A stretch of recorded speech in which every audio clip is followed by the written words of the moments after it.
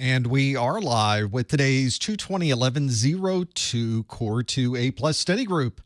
Hello, everyone. We're just getting things started here. I don't even have the chat popped out. I can't see anybody. Hello, chat room. Put this over here. We'll put it on stream health so we can see how the stream is running. Oh, everything looks good with our numbers, which I love. Things look good with video, which is even nicer. We've got online looks good. We're recording down here. You can see my Cylons are going there, so we're fine there. And I think we're in pretty good shape. Hey, chat room. How's everybody doing? Thanks for coming back on a Thursday. We just did a study group on Tuesday that was the Core 1 study group, so today is the Core 2. This is our pre-show for those of you who are tuned in at the beginning of the stream. There's about 10 minutes here at the top of the hour we actually get started. This is not the normal video. People send me notes sometimes saying, well, I was going to watch, but it was really just the back of your head, and that wasn't interesting at all, which I can't argue, although some would say the front of my head is not as interesting either, but that's completely up to you, I suppose. Thanks for being here, everybody. We've got all new questions for you, so we'll get that going. We need to pause this so it's not in my eyesight. I see it flickering over there, doing something on the screen, and I'm thinking, what's happening? No, it's just me. It's just me moving cameras around. So we'll get that out of my line of sight. I guess it's more of my peripheral, isn't it? We've got folks checking in the chat room. Hello, everyone. Welcome, welcome, welcome. Make yourself comfortable. Pull up a chair.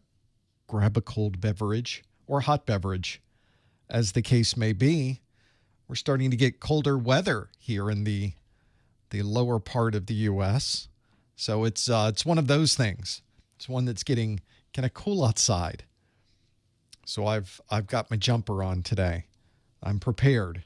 I am ready for the cold. It's probably, of course, going to heat up so much in here that I'll be sorry that I did this for the live stream. But I guess I could just open up the door and do that. So we'll figure it out.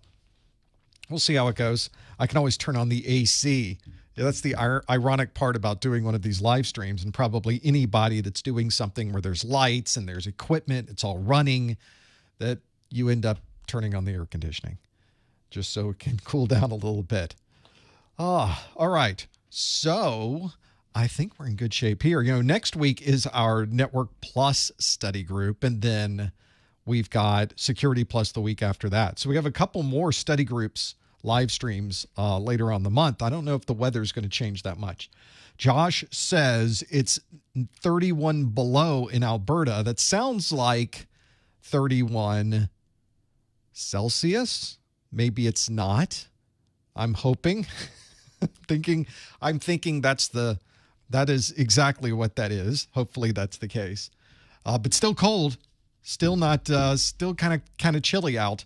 As many of you know, we got kinfolk in Canada, so we often talk to them through a translator. We try to translate between each other, and occasionally it works out. But we get stuck on temperatures, and we get stuck on, I guess, holidays. Those are the two things that we're constantly trying to keep track of.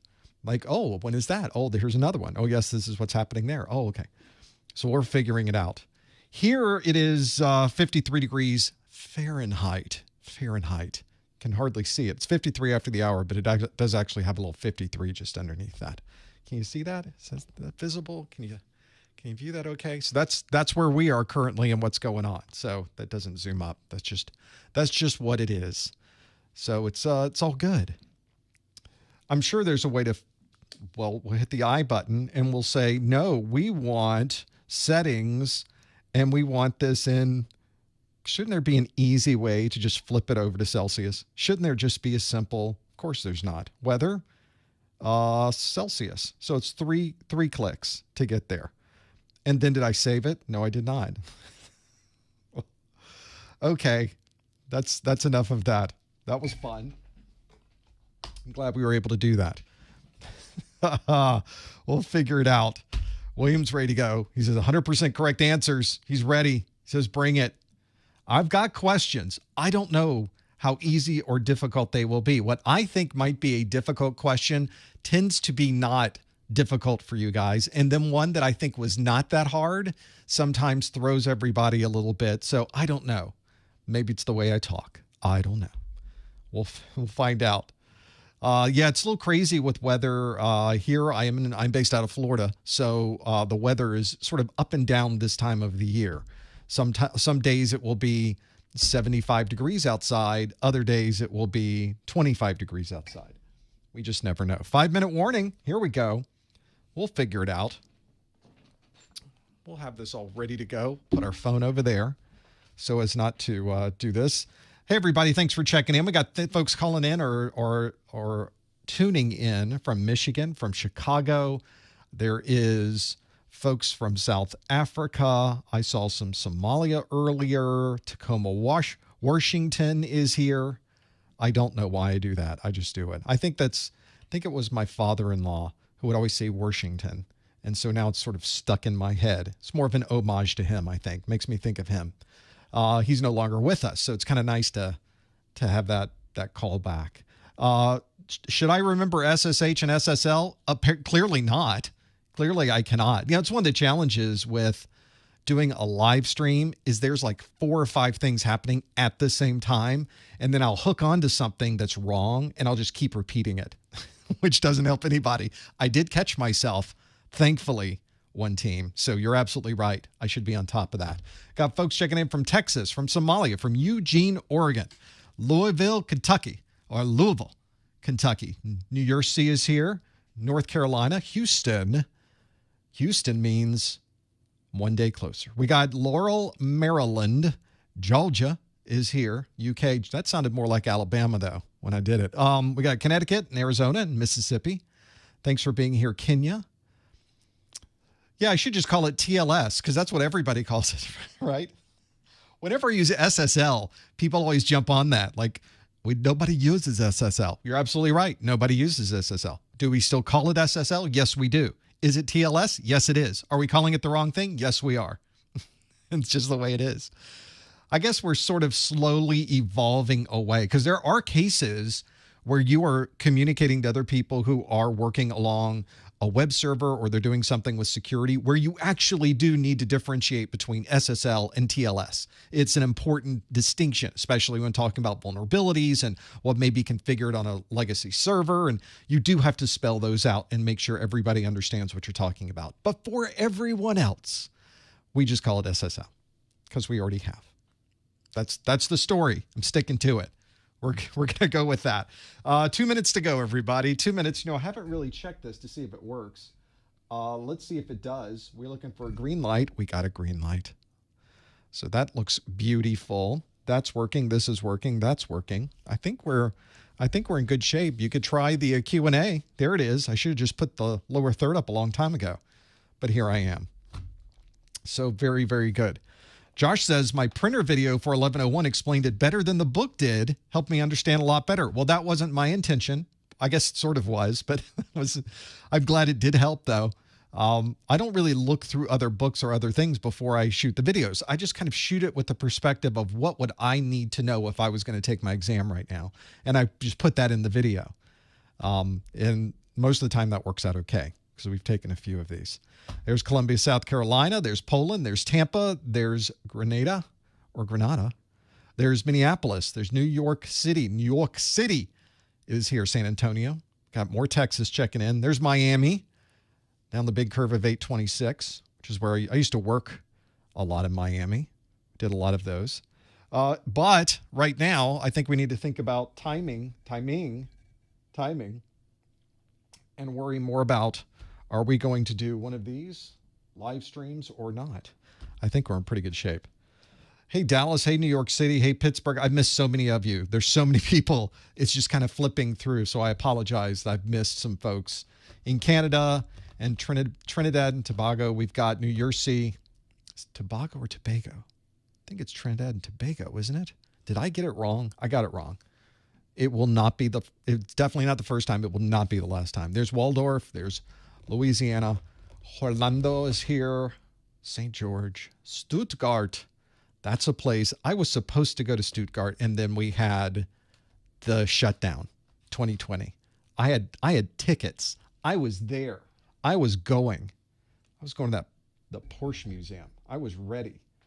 Did I go? No, I did not. It's time for a live stream, everybody. Am I bitter? I'm not. We'll get over there. We'll make it eventually. It'll be fantastic. Let's see if we can get a live stream going, because that's what we need to do right now. Thanks for everybody for being here, and let's get started. Hello, everyone. Welcome to the January 2024 Professor Messer 2201102 Core 2 A+ Study Group. This is the study group where I ask you questions that come directly from the CompTIA exam objectives, and we get to see how well you know the answers to some of these questions. If you are here live in this first hour, you will be able to participate and answer your questions online. And stick around for the second hour, because I will open up the chat lines. We will have questions that you could submit via the front end. We'll talk about that in a moment. And you can ask me any question that you would like, and we'll see if I answer those. Sometimes it turns out to be pretty interesting. So I hope you stick around for that. If you are here live, we would love it if you could submit a question for the second hour, and of course be ready to answer questions in this first hour. We do that by using this service. At least that's what we're using right now, Vevox.com. I think the easiest way for you to start up the Vevox front end is to visit ProfessorMesser.com/QA. It's that link that you have on your screen right there. That is the link that will take you to the front end where you can answer the questions that we will see here. In fact, we have a question waiting for you. I will tell you that our number one rule with these questions is that we want you to be able to answer, but we want you to answer online. So do not answer in the chat room. Please, no hints in the chat room. It's kind of a standing rule that we have. If you have visited ProfessorMesser.com/QA, there is a question waiting for you, and it asks, a Soho router opens an inbound port each time a specific application is opened. Which of the following would best describe this activity? Would that be a screened subnet, SSID broadcasts, UPnP, DHCP reservation, or static WAN IP? Those are your options. Now, that is a question from last month. The reason we have a question here from last month is because the question itself is one that I'd like to see if you're able to get in and answer with our Vevox front end. Plus, I like to see if we remember a little something about what we were working on last month. Let's see if we can remember some of these topics. If you would like to answer this question again, visit our link, ProfessorMesser.com/QA, to lock in your answer. And we're going to come back to this question in just a moment. Well, thanks for being here. We do one of these study groups every month, and it's so great when we can get everyone here and you're in this live stream, and it's so interesting to see the chats that go by and to see the answers that people are putting into the Vevox front end. But of course, when we're not doing a live stream, there's still a lot going on here behind the scenes. If you would like to subscribe to our YouTube channel and see all of the new videos that are coming out, get notifications when new ones are posted, you can go to ProfessorMesser.com/YouTube. We also have a daily pop quiz question. You can find that on what used to be called Twitter, and I'm still calling it that because I can't seem to change my mind. ProfessorMesser.com/Twitter, or you can get it with a pretty picture at ProfessorMesser.com/Instagram. Now, that is a couple of places you can go. Of course, we're also on LinkedIn. We're also on Facebook. We're in a lot of places. But all you have to do is type in ProfessorMesser.com/ and you'll be able to find exactly what those are. Today, we're going to talk about questions that come directly from the CompTIA 2201102 exam. So that is the issue. The 1101 to 1102, we're going to talk about 1102 today. These are exams that were released in April of 2022. So they really haven't been available for an extended period yet. Really, they're almost halfway through their life cycle. We're not quite there yet. So you have plenty of time to work on this. We think these exams will retire somewhere around November of 2025. That means you have plenty of time to work on these exams, and it's going to be a long time before anything is ever changed with the content. So this is the perfect time to be working on your A+ certification. All of the books, all of the study materials, and everything you'll need is all readily available. The 1102 exam is graded on a scale from 100 to 900, just like the 1101. And you can see that on the 1102, 700 is the score that you're looking for. 700 is the important one. So make sure that you are familiar with the 1102 and what is expected. Once you pass the exam, your certification is good for 3 years. So this is a perfect opportunity to lock in your A+, and then you don't have to worry about it for a 3-year period, which is kind of nice. We're going to talk about the 1102 content today, specifically that involves operating systems, security, software troubleshooting, operational procedures, and potpourri. I guess the potpourri is more in the second hour, isn't it? But all of those are topics that we will discuss today. I have questions already written up that you've never seen before because we do brand new questions every time, but you can already put your mind in that particular place for operating system security and the like. Whenever we're done with this live stream, the video replay is available immediately afterwards on YouTube. I create an audio-only podcast distributed version of this live stream, and you can like to add this to your favorite podcast listening program, simply visit professormesser.com/podcast. That is a perfect place to go if you would like to add our A+, Network Plus, or Security Plus live stream content to your favorite podcast listening application. Now, of course, the video replay is also available on YouTube. One thing that you'll notice, though, if you come in about 24 hours after, the following day or two, my marketing manager, Lori, who is watching this, hey, Lori, how's it going? She's going through all this entire thing at about 2 times the rate. She's listening and watching all of the chat go by as well, and she is putting in timestamps for all of this. So you can go back to any of our videos for the past number of years, and you will see timestamps on those. So it works out fantastic if you're looking for content and trying to find it quickly, because all you have to click on is the timestamp, and it takes you directly to that place in the video. I'll also tell you that when we're not here doing a live stream, you can catch us on our Discord server. This is a server where we not only chat to each other, I'm there all the time.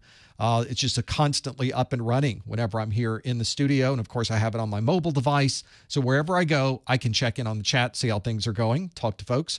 We also have a number of people that will just create an ad hoc study session. So if you would like to get a bunch of people together who are studying for the same exam, we have these on-demand rooms that you can create on our Discord where you can start it up. You're now in charge of the room. You can invite people to the room. You can kick people from the room. You can manage anything about it because it's your room. And then you can have other people show up and you can talk about or watch videos or share screens and do a lot of other things. It's a great opportunity not only to network with people that are in the same field as you, but also you can study together, maybe bounce some ideas off of each other.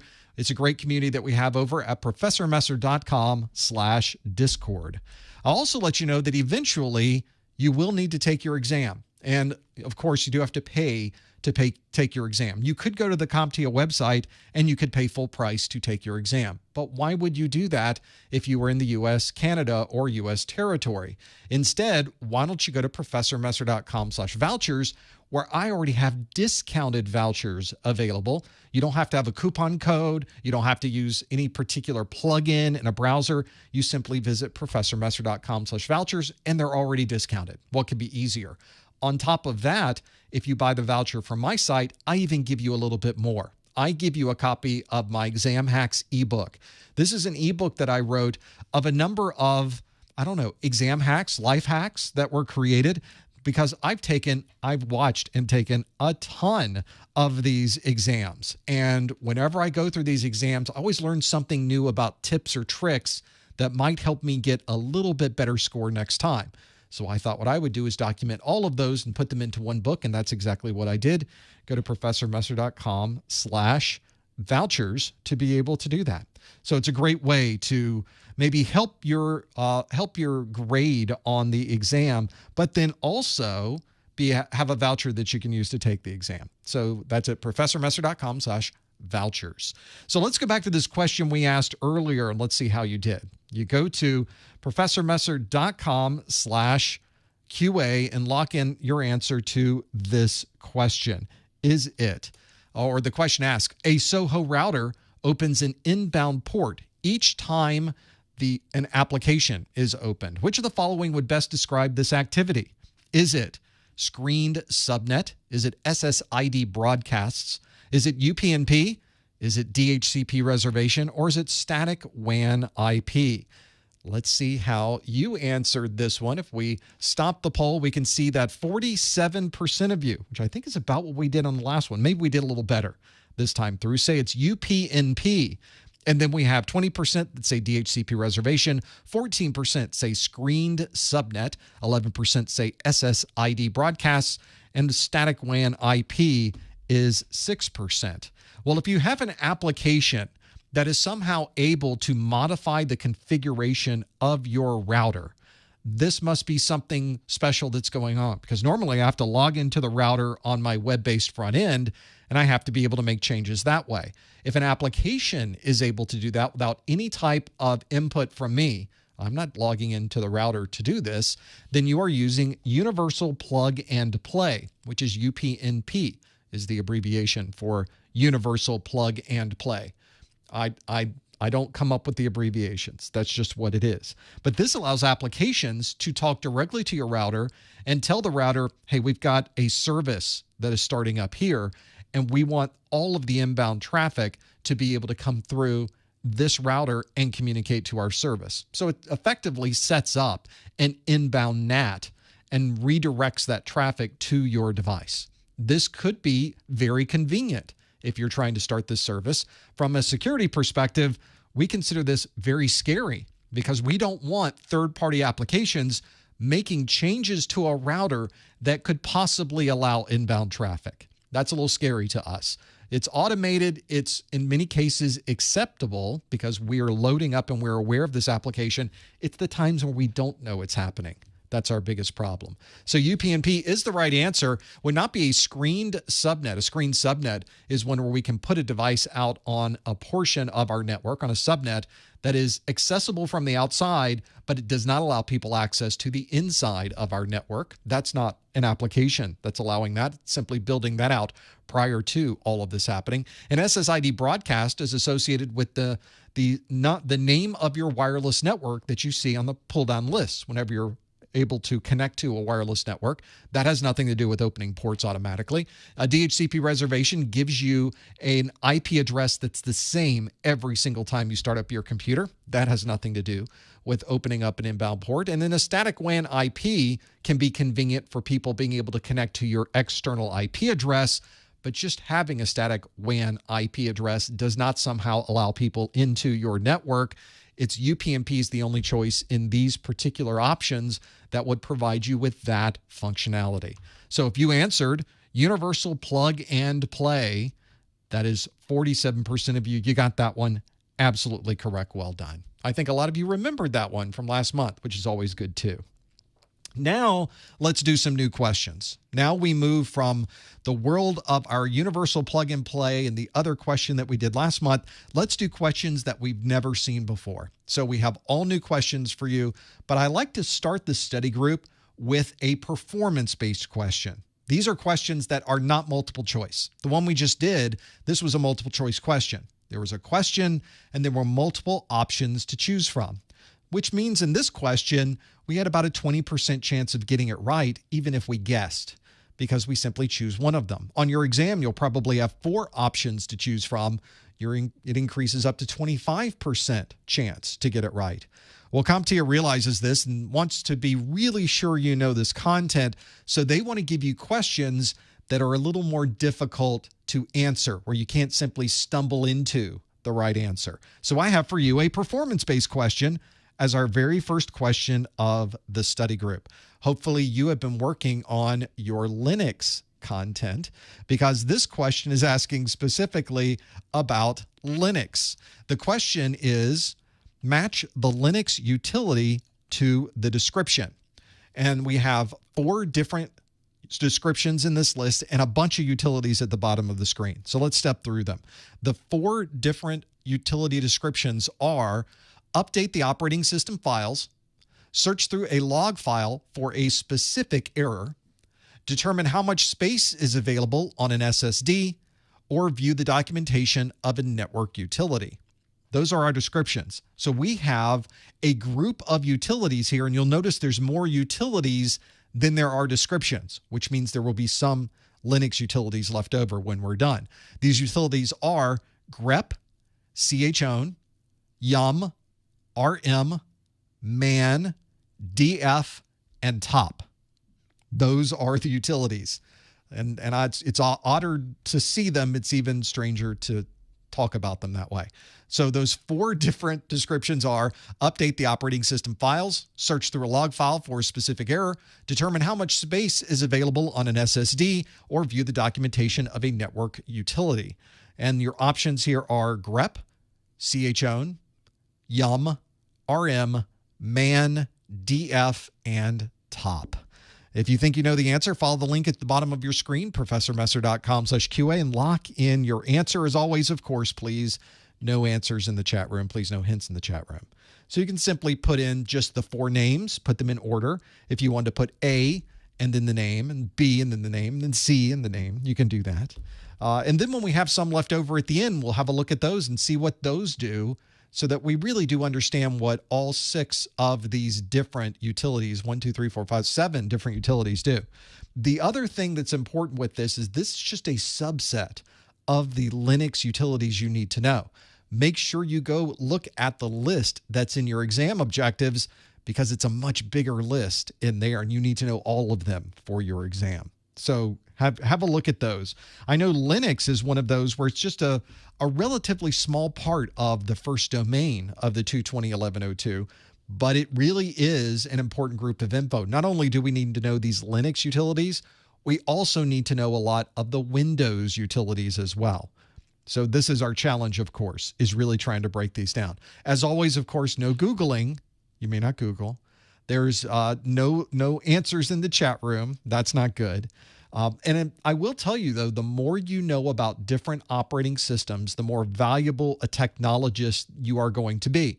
So make sure you know everything you need to know about Windows. Certainly, that's a big part of the 11.02. It's really useful to know these Linux command line utilities. What's also nice about this is because Mac OS is based on Unix, which, of course, Linux has a heavy reliance upon, or a heavy base upon. Because of that, these same Linux utilities work great in a Mac OS command line as well. So you really can't go wrong. If you know this, once you know the Linux, you can easily pivot over to Mac OS or vice versa, which is kind of nice. So have a look at those answers, see what you think, and let's step through each one of them sort of one at a time to see how we do. I'd like to see, as we step through this, if you have been working on maybe understanding more about what these Linux commands can do. So we'll not only see if you got these right, we'll see if we can do a reverse engineer to see if we can see what's left over at the end. Let's start with the first one. The first one on our list is to update the operating system files. We're going to update an OS and get things running. One of the ways to do that when we are updating an operating system is we would use a utility to either install or update an application. We can also use this utility to remove an application as well, and that would be the yum utility. It doesn't sound like a real utility, but it is a yellow dog updater module, I think is the M, or another piece of that.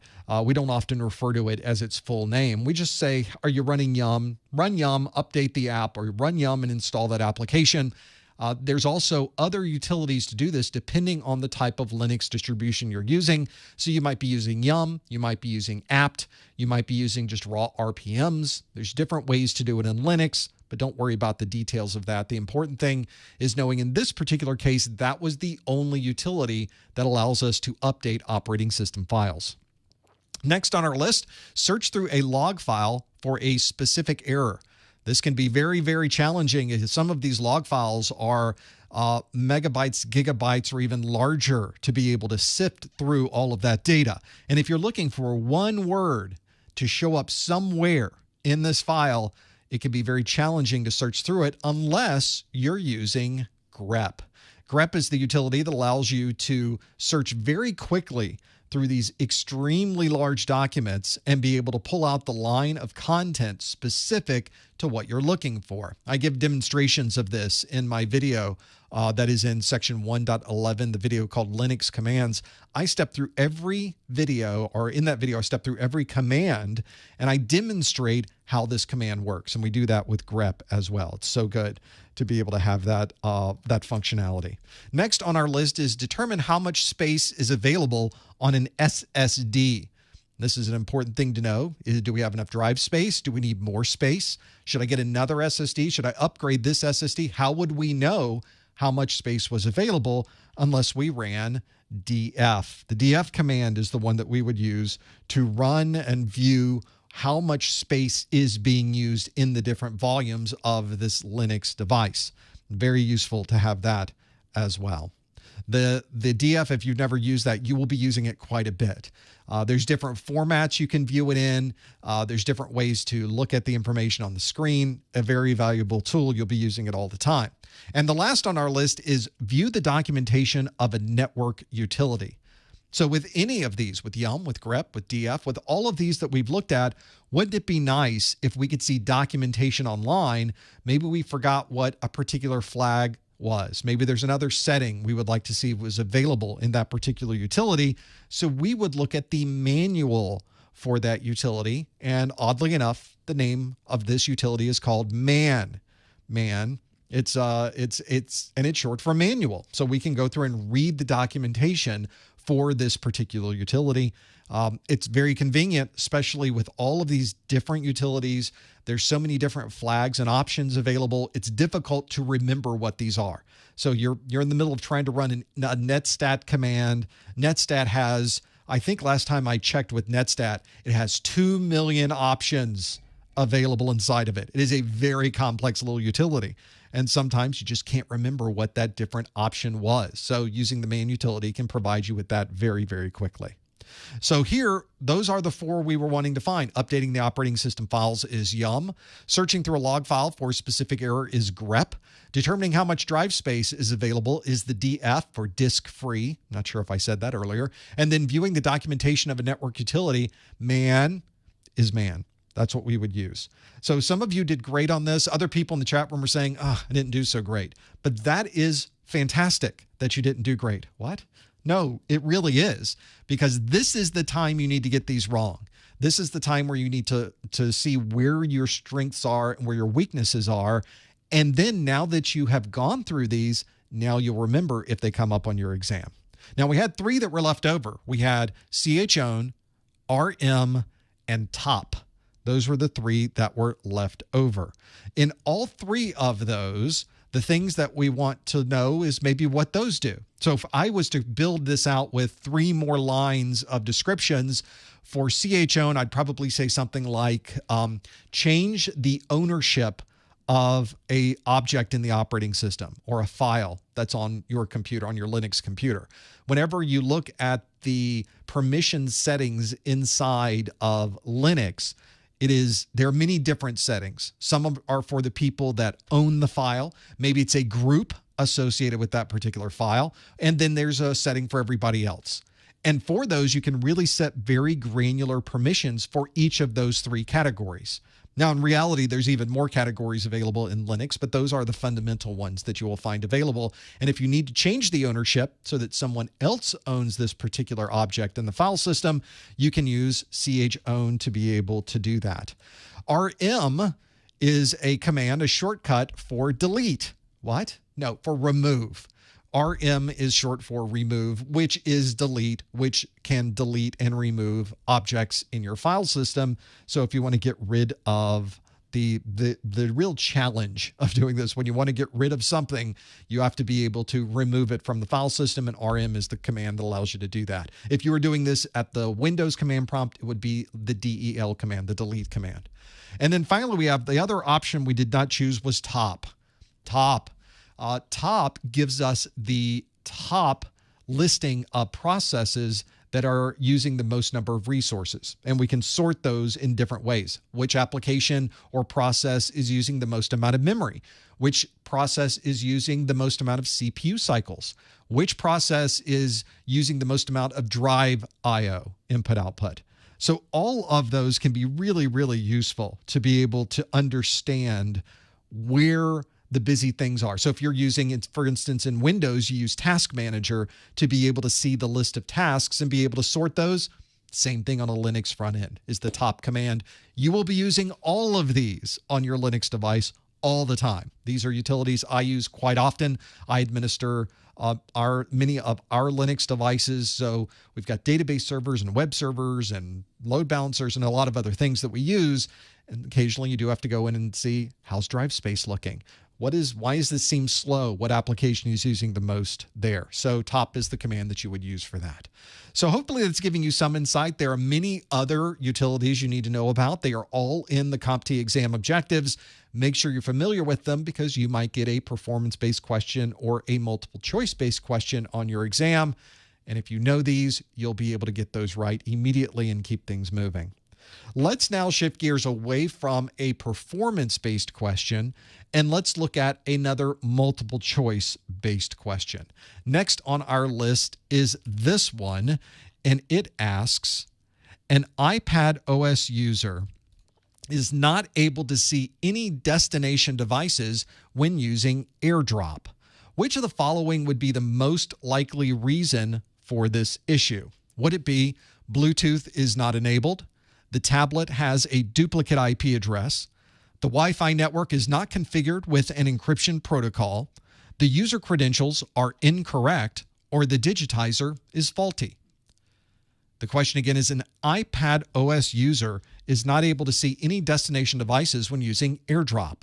Which of the following would be the most likely reason for this issue? Bluetooth is not enabled. The tablet has a duplicate IP address. The Wi-Fi network is not configured with an encryption protocol. The user credentials are incorrect, or the digitizer is faulty. Do you think you know the answer? Follow the link on your screen, professormesser.com/QA, and lock in your answer. Please no answers in the chat room. Please no hints in the chat room. We'll be able to step through and understand what these options are. I see a lot of people getting their answers in very quickly on this one, which makes me think we do know what the answer is for this. We'll have to see. It takes a lot of time to troubleshoot these issues. And if you have a top one or two things that you know it could possibly be, you can start your troubleshooting efforts there. Go with the low-hanging fruit. Go with the easiest ones and be able to kind of backtrack from there and be able to use them. Let's see a number of people getting in their final answers here. So let's see how you did with this one. An iPad OS user is not able to see any destination devices when using AirDrop. Which of the following would be the most likely reason for this issue? Is it Bluetooth is not enabled? The tablet has a duplicate IP address. The Wi-Fi network is not configured with an encryption protocol. The user credentials are incorrect, or the digitizer is faulty. And if we look at your list, 89% of you, very strong numbers, say the reason is Bluetooth is not enabled. 6% of you say the Wi-Fi network is not configured with an encryption protocol. And then we have 3% say the user credentials are incorrect. And then we're almost down to 0 where the tablet has a duplicate IP address, and all the way down to 0 when we say the digitizer is faulty.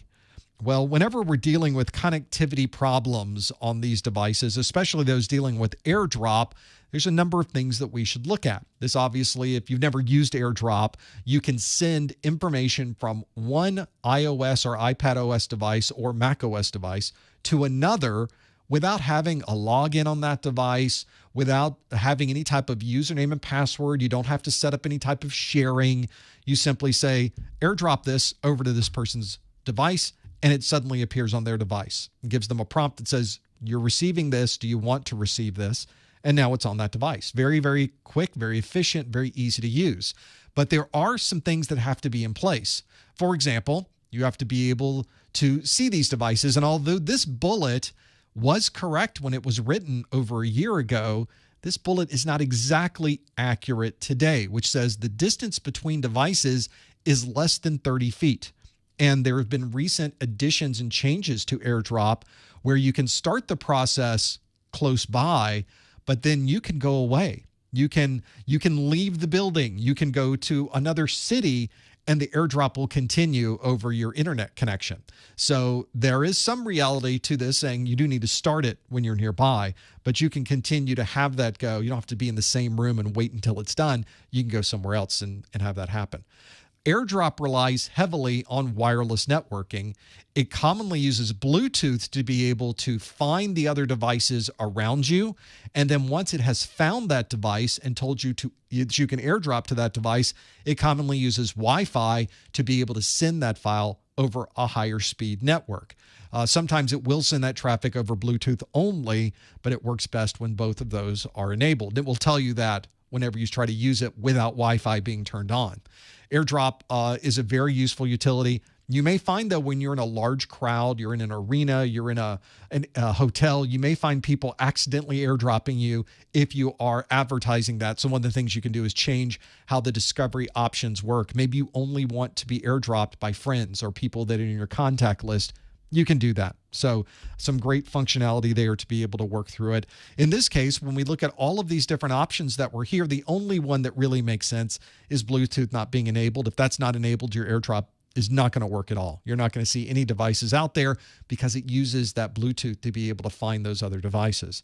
A tablet having a duplicate IP address is certainly a problem, but it would not prevent us from seeing any destination devices. So that's not our issue. The Wi-Fi network not configured with an encryption protocol is concerning because we would like to see encryption on our wireless networks, but it is not required to be able to AirDrop. The user credentials are not necessary because AirDrop does not use any type of user credentials. You simply point to a device and say, AirDrop this over to that person's device. You don't have to have a username. You don't have to have a password. And then the digitizer being faulty, that means you wouldn't be able to use the device at all. It would not be responding at all on your tablet that's running iPad OS, so that's not our issue either. In this case, the only thing that makes any type of sense is Bluetooth is not enabled. So that's what I would recommend you have a look at if you're trying to troubleshoot a problem such as this. And I think 89% of you knew that was the right answer anyway. Let's do another question. Got one queued up for you. This question asks, since we're talking about Linux, I thought we would do some more Linux on this one. This question asks, a Linux administrator would like to automate a system backup each morning. Which of the following would be the best choice for this task? Would it be a batch file, JavaScript, PowerShell, VB-script, or shell script? Got a few to choose from. All of these are real things, so you have to choose the right one. A Linux administrator would like to automate a system backup each morning. Which of the following would be the best choice for this task? Is it batch file, JavaScript, PowerShell, VB-script, or shell script? If you think you know the answer, follow the link on your screen, professormesser.com/QA, and lock it in. We'll have to see how you do with this one. Again, we're sort of Linux heavy today, aren't we? Talking a lot about Linux. Linux is a number of videos that you will see in our course are about Linux. So you could certainly have a question like this pop up on your exam.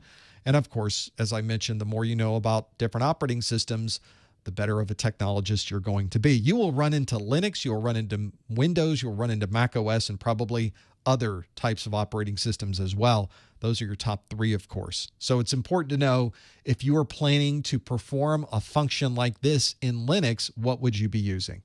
That's really the question. And knowing how to automate that process using some type of scripting or automation makes things so much easier. That way you don't have to be there. You don't have to watch it. You don't have to do anything. So you just kind of watch things go by. Let's see how you did with this one. The question again asks, a Linux administrator would like to automate a system backup each morning. Which of the following would be the best choice for this task? Is it batch file, JavaScript, PowerShell, VB-script, or shell script? And you answered, 52% of you say the answer is shell script. 25% of you say the answer is batch file. So already about 75% of the answers are taken. 10% of you say VB-script, 7% say PowerShell, and 4% say JavaScript. Well, the key here, of course, is that we're running Linux, so we want to be able to automate this backup process in Linux. This is something I configured on my Linux server. So every day I back up everything on my website and it's transferred down to my local computer that's here in my studio. That way, if something was to happen to my web server out there, I have the latest days of web server content here. I could build out a new web server in a matter of minutes, load up all of those backup files, and be up and running relatively easy. That's the beauty of having a backup, of course. But how do I automate that? What is the process that I use for automation in Linux? Well, Linux, of course, if you've ever worked at the command line in Linux, you know that we don't call it the command line. It doesn't say cmd.exe. It doesn't say command line. It is a shell, is what we refer to those in Linux. So because we are at the shell, we would use a script called a shell script to differentiate that particular script from any other type of script that you might run in a different operating system. That's what we would be running, the shell script. And in fact, most shell scripts have this little shebang at the beginning, a hash bang. So it's a hash and then an exclamation mark, which we don't like saying exclamation mark because it's difficult to say. That's why we don't say TLS. We say SSL. So the scripting that you would find if you see any file that starts with a hash and then an exclamation mark, we refer to that as a shebang or a hash bang. Those are almost always going to be some type of shell script. So you can see those listed. In fact, here's a shell script here that goes through a process and converts and changes file names with different extensions. It even gives you a message if it's not able to save it, and then finally converts that. So my backup that I use on my server backs up these to my local machine, but then I also have different versions of it. I have a daily backup, a weekly backup, a monthly backup, and then I can pull from all of those to find the information I would like. Shell scripts are one of the easiest ways to automate in your Linux device, and indeed 52% of you knew that, and you answered that as the correct question. We had other answers here, though. 25% of you said batch file. And from the perspective of using the script, a batch file and a shell script are almost identical to each other in their functionality. It's just that a shell script is in Linux, a batch file is in Windows or DOS. One of the things I've always seen when I've been working through and trying to figure out the differences, and if you've ever gone back and forth between a Windows device and a Linux device, it is almost identical between the two, but of course you have to remember the differences in the name of the files and the type of context. For example, a batch file that you would run in Windows doesn't have that shebang at the beginning of it, has its own type of format. And a batch file, whenever we say we're running this as a batch file, you're always thinking, oh, that's running in Windows. That's running at a command prompt on a Windows or DOS-based device. Batch files are also extremely useful to run, but these days, if you're getting into administration of a Windows machine, you're probably not going to use a batch file. It's certainly good for some things because that batch file functionality is built into Windows. You don't have to load anything extra. But if you really want to have a powerful automation in Windows, you would run PowerShell. PowerShell is the Microsoft upgraded version of the command prompt, and it gives you much more access to the intricate configurations of a Windows device. For example, in PowerShell, you could enable or disable different services just by using a built-in command. A batch file doesn't have that functionality. You would have to run a different utility to be able to enable or disable that particular Windows capability. So PowerShell is really what most Windows administrators are using to automate functionality in Windows. The other two options we saw, 4% of you said JavaScript. JavaScript is great for modifying what you see on a web page. So if you go to a web page and you notice that there are pull-down menus or they're modifying, you can modify what's on the page and it changes dynamically right in your browser. It's probably because of JavaScript. And then lastly is VBScript. That stands for Visual Basic Scripting Language. That is a Windows-based scripting language. It's one that allows you to manage and control different applications on the Windows desktop. So it's not at the command line. That's more in the standard Windows front end. And that's VBScript. So in this case, as a Linux administrator trying to automate a function, we know that batch files are not in Linux. JavaScript could be in Linux, but in a browser. But we're not talking about a browser. We're talking about automating a system backup, so that wouldn't work. PowerShell is only a Windows functionality. And then VBScript is also only Windows, which means the only answer here that makes any sense is indeed shell script, and 52% of you got that one absolutely correct. Well done with that. Well, as you can see, there is a lot of content in these exams. If you were here on Tuesday and we did our live stream for the 1101, we went through a lot of different content there, and you can already tell we've talked about Linux, we've talked about scripting, and there's so much more we're going to go through today. If you look through my entire A+ course, it's 137 videos. And although I would hope that everyone would go through every single video and watch all 19 hours of both of these courses, I'm also realistic in thinking that, well, not everyone has the time to go through all of those.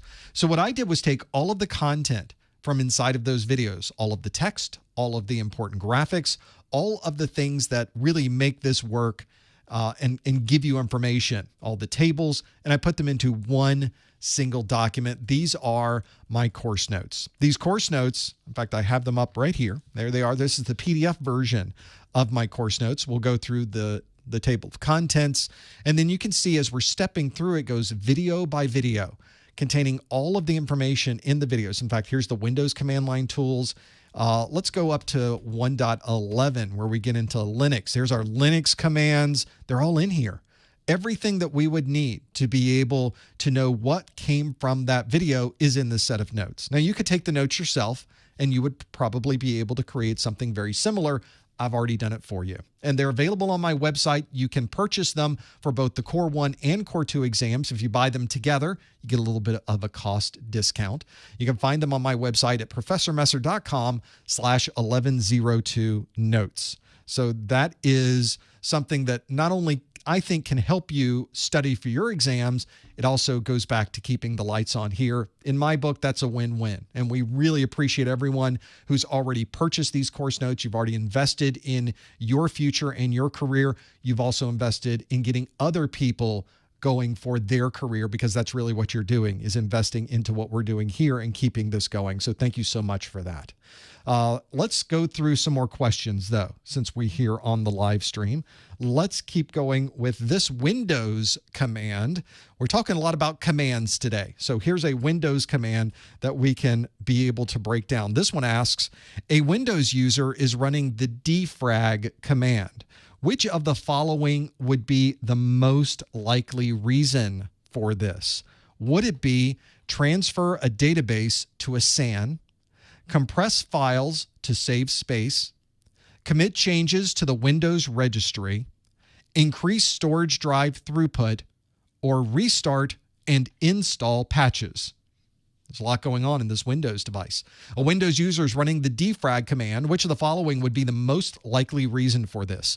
Transfer a database to a SAN, compress files to save space, commit changes to the Windows registry, increase storage drive throughput, or restart and install patches. If you think you know the answer, follow the link on your screen. Go to professormesser.com/QA and lock in your answer.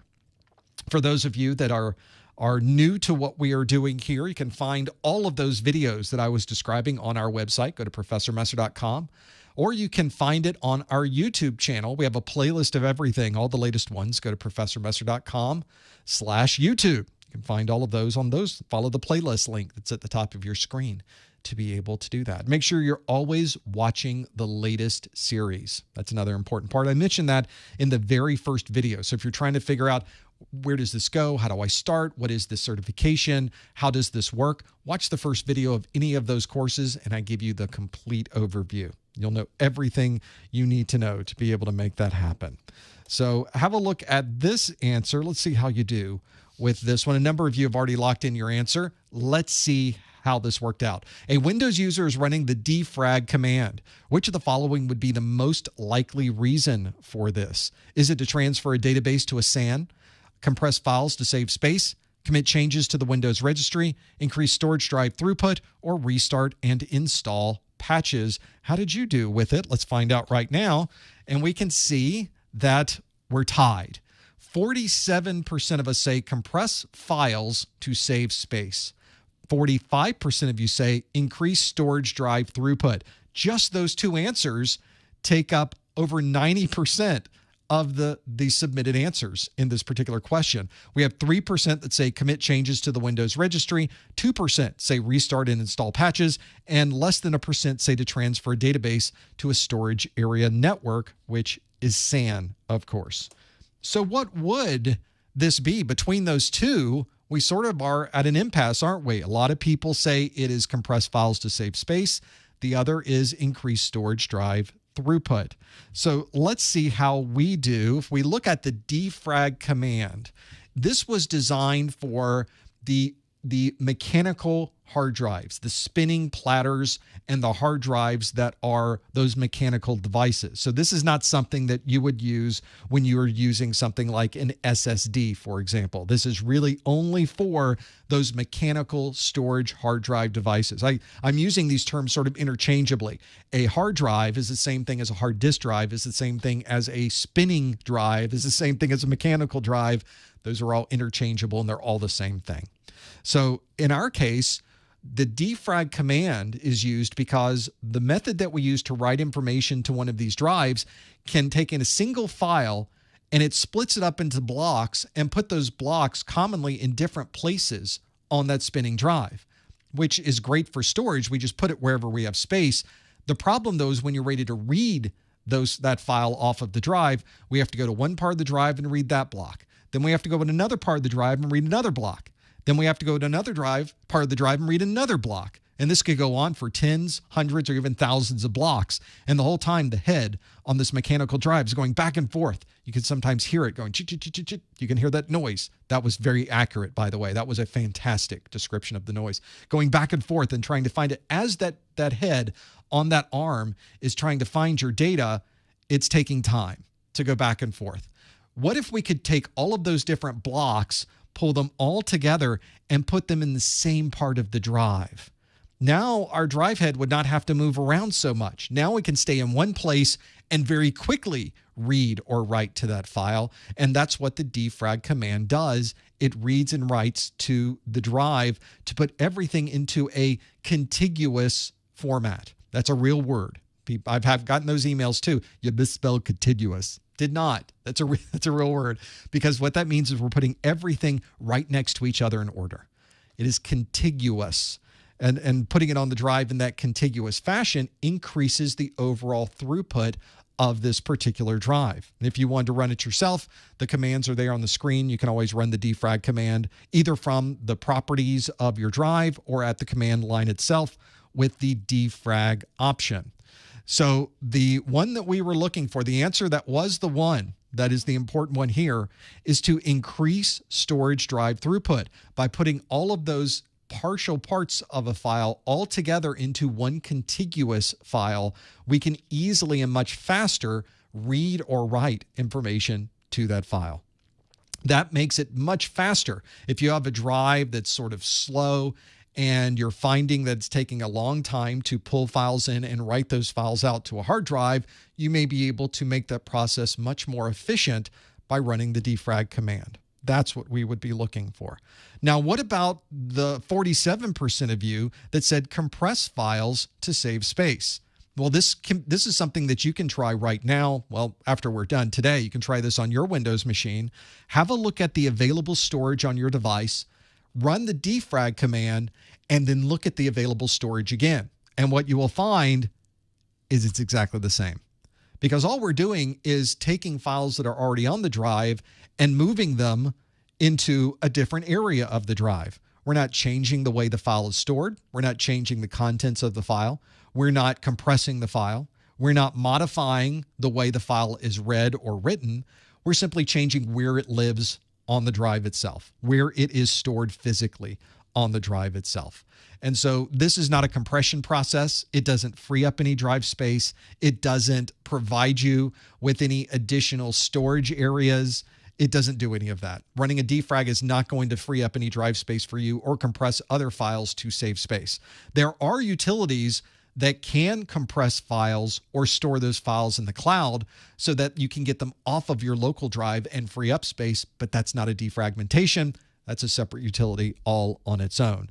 The defrag command is the one that is going to increase your overall drive throughput if you're using a hard drive. Now, as you can imagine, the number of people that defrag command can help is very quickly diminishing because we're putting solid state drives in so many of our devices these days. We don't have to run a defrag anymore. But if you have a data center, I have a very large array of drives that I have here that I store my videos on. When you run into that, you may want to defrag those to be able to improve the throughput.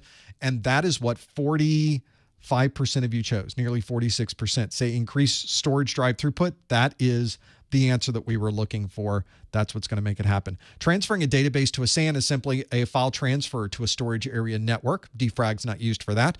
Committing changes to the Windows registry is commonly done with the regedit command. You can also do it from the command line if you have a batch file to do it. That is not anything relating to the defrag command. And then restarting and installing patches is the Windows update process. That is not the defrag command either. So what we were hoping to find is one that would improve the throughput, and indeed that's exactly what defrag is designed to do. If you answered that, you got it absolutely correct. Let's do another question. Let's move over into the security side now. Let's do a security question. This question asks, an attacker has delivered flowers to a regional office in an attempt to gain access to an unauthorized area. Which of the following would describe this attack? Would this be phishing, impersonation, insider threat, evil twin, or denial of service? You have a number of options there. All of these are security concerns, and you should know about all of these. They are all from your exam objectives. The question again asks, an attacker has delivered flowers to a regional office in an attempt to gain access to an unauthorized area. Which of the following would describe this attack? Is it phishing, impersonation, insider threat, evil twin, or denial of service? And indeed, as people are asking in the chat room, is evil twin, you said you didn't make these up? Evil twin sounds made up. Sir, professor. No, that's a real thing. The evil twin is a real thing from a security perspective. If you think you know the answer, follow the link on your screen. Go to professormesser.com/QA to lock in your answer. Please no answers in the chat room. Please no hints in the chat room. You want to answer what you believe would best describe this attack. Let's see what you think the answer might be. Visit professormesser.com/QA to lock in your answer. See how you do with this one. Oh, this is just the beginnings of your security path, I think. I think many of us in this world of technology, we tend to see these security issues through the Network Plus exam, the Security Plus exam, and even more. And if you're starting to see vulnerabilities appear, or you're getting reports of vulnerabilities, some of them might say, oh, this is a phishing, this is impersonation, this is insider threat, this is evil twin, this is denial of service. So that you will see that in real world use, these are used all the time, including evil twin. That was not put there just because I have a Star Trek thing. That's a real thing. That's not a multiverse Marvel thing. That's an actual real thing. So let's see how we did with this one. An attacker has delivered flowers to a regional office in an attempt to gain access to an unauthorized area. Which of the following would describe this attack? Would it be phishing, impersonation, insider threat, evil twin, denial of service? Let's see what you chose. Can't wait to see. What is it? We have 73% say the answer is impersonation. But you can see that 13% say insider threat, 10% say phishing, and then 1% for evil twin, 1% for denial of service. I was thinking more of the evil Spock, but lore versus data, that's probably a good example of another one, another evil twin to be able to do that. With 73% of you saying impersonation, is this another one where we thought it was one thing and it was another? No, we were pretty spot on here. In fact, the name impersonation implies that we are somehow trying to pretend that we are someone else. And in fact, if you show up with a delivery, I'm a door dasher, I've got flowers, I've got something else to be able to get in the door without having to legitimately check in, then that would indeed be impersonation. That's what we were trying to do.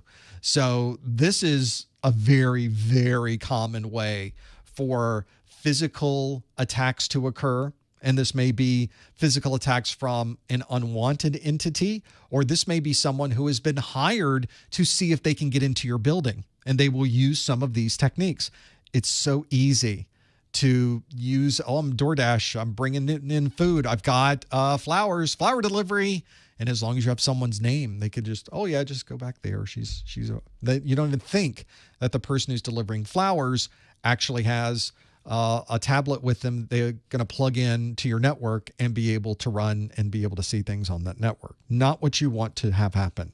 So that is indeed the right answer. It is impersonation. That is something we need to be aware of, and it is a significant problem that we need to be familiar with. Everyone needs to be on their best game when it comes to these types of problems, because it is relatively straightforward for someone to be able to take advantage of this. So keep your eye on these particular problems. It becomes much more of a concern if you're in charge of security in these environments. Everybody's got to check in. Everybody gets a badge. Maybe everybody who's a visitor must have someone with them at all times. It just depends. That's the way we work through this. Now, if you're watching this video for continuing education unit credit, I would love to send you an email that certifies that you are here for a 1-hour webinar category CEU. The way that you would earn that CEU email is you have to follow these directions. You go to the top or the bottom of the Professor Messer website. There's a link there that says Contact Us. Click that link. It brings up a form. In that form, put your name, put your email address. In the subject line, put January 2024 Core 2 or something close to it so that I know what we're talking about. And then in the body of the message, on a line by itself, put the super secret code word of the month, flower delivery. Flower delivery is the super secret code word of the month. That's what we want to see. Now, you can also put anything else you would like into the body of that message. I like reading through these. I'm the one processing all of these, so I like reading through some of the things you put, but you don't have to. If you simply put flower delivery and hit the send button, I'll know what to do. Don't worry. I got you covered. So that's the process. Make sure you follow that process. I occasionally will get messages where people go through the process and then they don't put the super secret code word, or in the process, they use the wrong email address and then it gets bounced back to me. Not a good situation. So make sure you follow that. Go to the top or the bottom of the website, click Contact Us, put your name, put your email address. In the subject line, put January 2024 Core 2. And in the body of the message, the super secret code word is flower delivery. That's what we're looking for. And if you do that, you'll be able to, in about a week, sometimes less, sometimes more, you will get an email from me that has all of the details saying that indeed you must have been here. Here is your 1-hour webinar category CEU. And CompTIA has indeed changed their policies on this in the last number of months, that if you're watching this on a replay, you have to have that email to earn those CEUs. So don't skimp on this. Don't forget about that one. If you need and collect CEUs for this, that's the process that you would follow. Make sure you follow that process and it'll all get sent to you there eventually. Do not worry. We got time for another one. I think we can squeeze in another question here, maybe a couple more. What do you think? We'll do a couple more. This question is one that asks, which of the following would be the best way to determine the processor model and how much total RAM is installed in a Windows computer? Is that System File Checker, Event Viewer, System Preferences, Device Manager, or System Information? These are good questions. Which of the following would be the best way to determine the processor model and how much total RAM is installed in a Windows computer?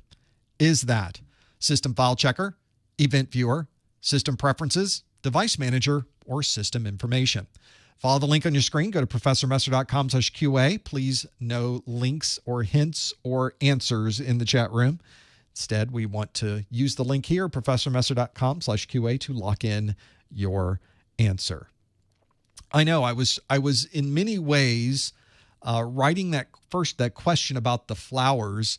I was writing it to think, well, are we going to talk about tailgating? Are we going to talk about Piggybacking, nope, didn't do it. So it was something completely different. I took you another direction than what maybe you were expecting of me. I think I've done those questions before. So maybe that's just a commonality with me. Sometimes I like to mix it up a little bit. Hopefully that mixed it up just enough. Although you were spot on. You folks knew the answer to that one pretty well. We've had some good ones. We've had some gimmies today. We've had some tough ones today, which is a pretty good mix. That's what we try to do here. I try to make it just challenging enough that we don't know all the answers. It would be good if we were actually able to learn something during these events. So this is a good way to do that. Let's see how you did with this question. It asked, which of the following would be the best way to determine the processor model and how much total RAM is installed in a Windows computer? Is that System File Checker, Event Viewer, System Preferences, Device Manager, or System Information? And let's see how you answered this one. You can see that 90% of you say the answer is System Information. Is this another one where we went off in another direction? 6% say Device Manager. We've got 1% that say Event Viewer, and then less than 1% for System File Checker and System Preferences. That is a challenge. Now, obviously, when you sit down, you're troubleshooting a system, you sit down at the system for the first time, you may have never touched this system before in your life. So you have no idea what operating system is on this device, what type of processor is it using, how much memory is installed, how much free hard drive space is available. All of that information would be very valuable to collect details, especially if you're trying to troubleshoot this system. So one of the commands that would really provide you with a huge amount of information about this very system is the System Information Utility. And this is one where it can provide you with a wealth of detail. And you can see it not only for the hardware of your system, it can tell you about device driver versions. It can tell you what version of the BIOS is configured on your system. It can tell you about runtime libraries that are installed. It is extensive in its detail, and it's all in one place. Now, you could certainly run other utilities that can bring up portions of these in other ways, but this is a comprehensive single view of everything that is configured on your system, and not only in the operating system itself, but the hardware of the system that you are using. So this is really, really useful. If you're someone who is really trying to break down and understand how is the system configured, how much RAM is inside of this device, you don't want to have to go to many different screens to do it. This is where you would go, is to that system information screen. It provides you with, here's just an example of these: the operating system name, the version, the description, the manufacturer, the systems itself, the processor, the BIOS version, the mode of the BIOS, all of these configuration options, they're all in here. And that's just one. That's just the system summary. You can then drill down into all of the information on the left side to be able to see a little bit more of these. That system information is what you're looking for. Put that into your Windows search and bring that up. It's an amazing utility. And in fact, most of you are probably familiar with this because 90% of you got this one absolutely correct. You didn't have to mess around on this one. You knew that the answer was this system utility, and that's the answer you chose in this one. You were absolutely correct. System File Checker is a utility that we commonly start with SFC. The SFC utility is one that can help look through the core operating system files on your system, and if any of them have been changed or they're corrupted, it will allow you to update those to a known good version. That's SFC, System File Checker. You've also got Event Viewer. Event Viewer is a great utility to be able to see what has happened in the past. That's our Windows log is what we have under the Event Viewer. But that doesn't tell us anything about the processor that's in place, how much memory is in there. There are certain places in the log you might be able to find that, but it's very complex and difficult to be able to hunt that down. So not our best choice there either. System preferences are certainly useful, but that's a Mac OS utility. That's not a Windows at all, and this question was specific to Windows and being able to see that. And then, of course, you've got a lot of great utilities, a lot of great options for understanding the device drivers of your system, and you would do that in the device manager. But the device drivers don't tell you how much RAM is in the system. It doesn't tell you about the CPU. It doesn't tell you what BIOS version or any of those other details either. So the only option here that makes any sense is this last one that says system information, and that would be the right answer. And in fact, 90% of you knew you were spot on with that one. That was the correct answer on what we were doing. Now let's do one more question. I know we're past the top of the hour here, but we can fit another one in, right? The next question I have comes from a different source. In fact, this is one that you've probably heard me talk about before. Whenever I go out to the internet and I start looking at some of the practice questions that are out there, I am just appalled. They are not very good. A lot of what I run into are questions that are outdated, questions that are asking about content that was on a previous version of the exam, or questions that have a good question, but the answer is marked completely incorrectly. The answer and the question don't even make sense. And when I looked at that, I thought we need a better set of questions. We need questions that have been designed, specifically written to have the same feel and the same voice as the actual exam questions. We need questions that are, first, high quality, questions that are written specifically to the current version of the exam objectives, and questions that are written by someone who's familiar with the technology. So I wrote these books. These are my practice exams books. They're available for Core 1 and Core 2, and they have 90 question practice exams that include both performance-based questions and multiple choice-based questions in the same book. So you can go through and take a practice exam, one that I would like to believe has a similar difficulty level as the actual exam, because that's the way I designed it to work. It takes a little bit more time to be able to do that, but I think the results are actually much better and can help you much more with your studies. So what I did is I took a question that I have here that is a question from my practice exams book. So let's go through this question. Again, no answers in the chat room. We're just going to kind of step through this in our head. This question is question A22 from page 9 of my practice exams book. This is practice exam A, and it asks, a system administrator is upgrading an email service in the corporate data center. During the upgrade, an error message appears and the upgrade fails. Subsequent attempts to perform the upgrade also fail. Which of the following processes should the system administrator follow to return the email server to its previous state?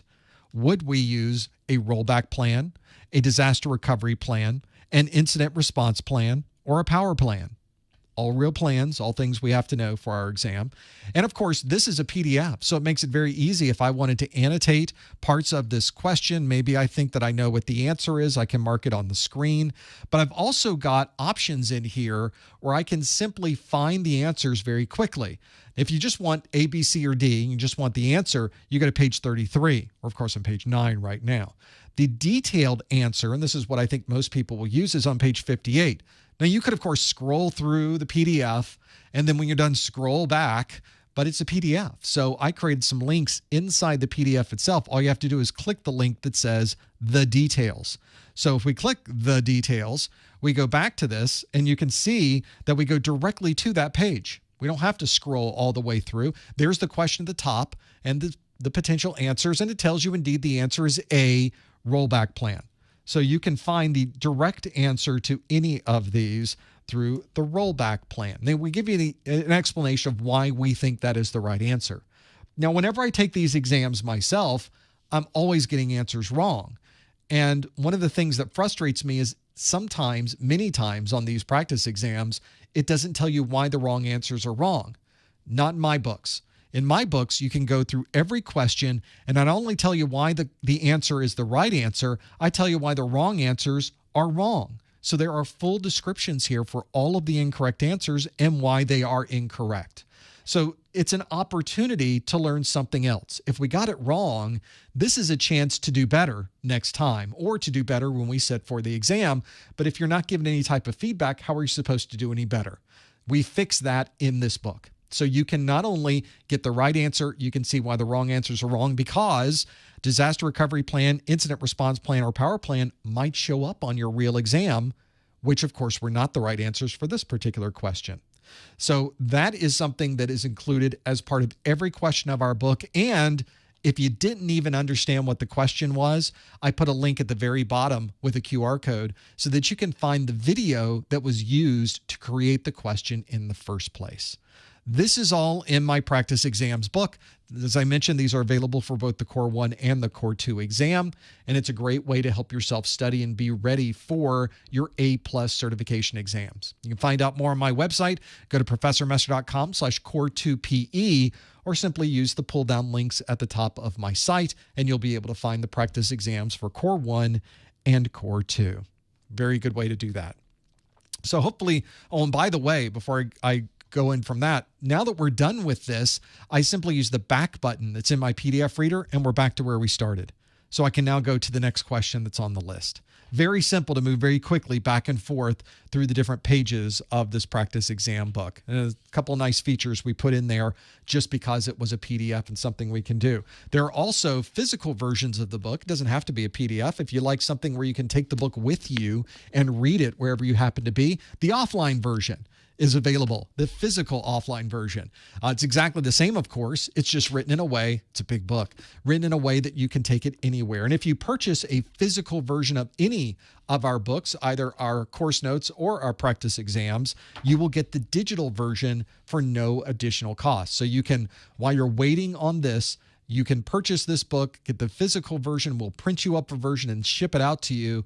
But then you can also immediately download the PDF and start using it right now so that you're not having to wait too long for that book to arrive. Find out more on our website. And another thing that might help you is make sure that you get the objectives. The exam objectives are free. They're on the CompTIA website, and they tell you everything you need to know about passing this exam. This is a set of the objectives. They are comprehensive. They tell you everything. People often ask me before they take their exam, what do I really need to know before walking into my exam? You really need to know every bullet that is listed in these exam objectives. That's the important part. You can see they are extensive. They are big. There are a lot of objectives on the Core 1 and a lot of objectives on the Core 2, but they tell you everything you need to know. You can find those at professormesser.com/objectives. Use them as your final checklist before walking into your exam. It is a great way to see how much you know. Use it as a way to see where you may have missed different topics. And as I mentioned, it's free. You can follow our link to go over to the website. Go to professormesser.com/objectives, or go to your favorite search engine, type in CompTIA exam objectives. Well, it has been a busy day already. We've gone through a lot, but we got more questions coming. Stay tuned for the after show. We'll talk more about that in a second, but we do one of these study groups every month. Obviously, we have a couple of extras in January we haven't done yet. Next week on the 17th is our Network Plus study group. On the 24th is our Security Plus study group. And then in February, we have our A Plus study groups on the 13th and the 15th, and our Network Plus and Security Plus on the 20th and the 22nd, I hope. February is going to be a crazy month for my scheduling. So it's very possible that one of these dates might change. And if it does change, it will always be shown in professormesser.com/calendar. We also have an events calendar on our Discord. I will update that this weekend so that that's always there. If anything ever changes, I update it in this calendar first thing. So I'm the first one to know. You're the second one to know. Simply go to professormesser.com/calendar to know when our next live event is going to be. Well, we are done with the part where I ask you the questions. Now let's do the part where you ask me the questions. You can submit a question right now by going to professormesser.com/QA, hitting the tab at the top of the screen and submitting any question that you might have. Also, we have our course notes and practice exams on our website. Don't forget about those. You can find those at professormesser.com/1102success. We've also got our vouchers. Don't pay full price for your voucher. Go to professormesser.com/vouchers if you're in the US or Canada, and you can get questions or you can get vouchers at a discounted rate over what you would find on the CompTIA website. We've also got a lot of other ways to contact us and keep track of what's going on here. We'd love it if you showed up on our Discord. It's a great thing that we have there. So go over to professormesser.com/discord/Twitter/YouTube/Instagram/LinkedIn/Facebook and /many others. That's a great place to see what's happening here. If you liked what we did today, It would really help us a lot if you were able to give this video a thumbs up. If you haven't subscribed to our YouTube channel, that is even better. Go to ProfessorMesser.com/YouTube to subscribe. It's something you can do for free, and it really does help us quite a bit on this side of the camera. Stick around for the after show. We got a lot more to do. All of your questions are there waiting for me right now. Thanks for being here in this first hour. Stick around, and we'll do our after show in just a few seconds, and we'll see you next time on the A+ study group. Okay. Let's now move into the after show. Hi, everybody. We've got now after show content to go through. This is one where we will look at questions that you submit, and you're able to tell me or ask me of practically anything you would like. One of the best ways to do this is to use our ProfessorMesser.com/QA. And if you go there right now, you can see that you can submit questions for the second hour of the study group at any time. We will be moderating the questions, so when you submit them, you won't see them necessarily pop up on the screen immediately, but I will be able to see them behind the scenes, and then I can individually click one or the other to be able to bring up the questions. And so that's what we'll do in this next hour or so. I guess less than an hour. I will go through as many questions as we can, and we'll see how well we do with this one. Let's kind of start with the process of the study. Kind of understand when we're studying the processes we should go through and how all of these things tend to work. And we'll start with a question from Dave that I struggle with similar problems. I think other people might as well. Dave asks, any advice for those suffering from paralysis through analysis? I've studied for the A+ for actual years and can't seem to pull the trigger on a test. I feel like I've studied for it too long. I can empathize with this because it takes me many, many months to be able to study for any certification exam that I happen to sit for. So I never get through it in the average amount of time. I take the average and I double it, and that's pretty much where I am. I think one of the best ways when you're dealing with this problem with A+, and part of the reason that brings this on is the A+ is just huge. It is so big as an exam. And let's take an example of this. I'm just going to pull up the page that I was left on when we were looking at the exam objectives. So in these exam objectives, this is section 4, operational procedures. Section 4.1 asks, given a scenario, implement the best practices associated with documentation and support systems information management. So there's questions or topics here associated with ticketing systems. We need to know about user information, device information, description of problems, categories, severity, escalation levels. Clear, concise written communication includes problem description, progress notes, problem resolution. There's asset management, all the bullets for that. Types of documents, all the bullets for that. And a knowledge base / articles. And that is one subdomain of very large domains, and it just goes on and on and on in this set of exam objectives. It is enormous. So the idea that there's way too much information for me to learn all of this, or the idea that this is too big and I'm never going to get through it, is kind of obvious. We can see why people might think that because there is a lot of content here. Now, fortunately, CompTIA understands this is a single exam, and they're not going to go into detailed minutia about any of these particular topics. This will be a very high-level overview for the most part, which makes it a little bit easier to study. And one of the things that I think helps a lot is this set of exam objectives. So in fact, I'm going to go to the very first set, section 1.1, operating systems. Identify basic features of Microsoft Windows editions. The Windows 10 editions are Home, Pro, Pro for Workstations, and Enterprise. Now, let's not look at anything else. There are hundreds of other topics in these exam objectives. I don't care. I want to look at these 4 bullets.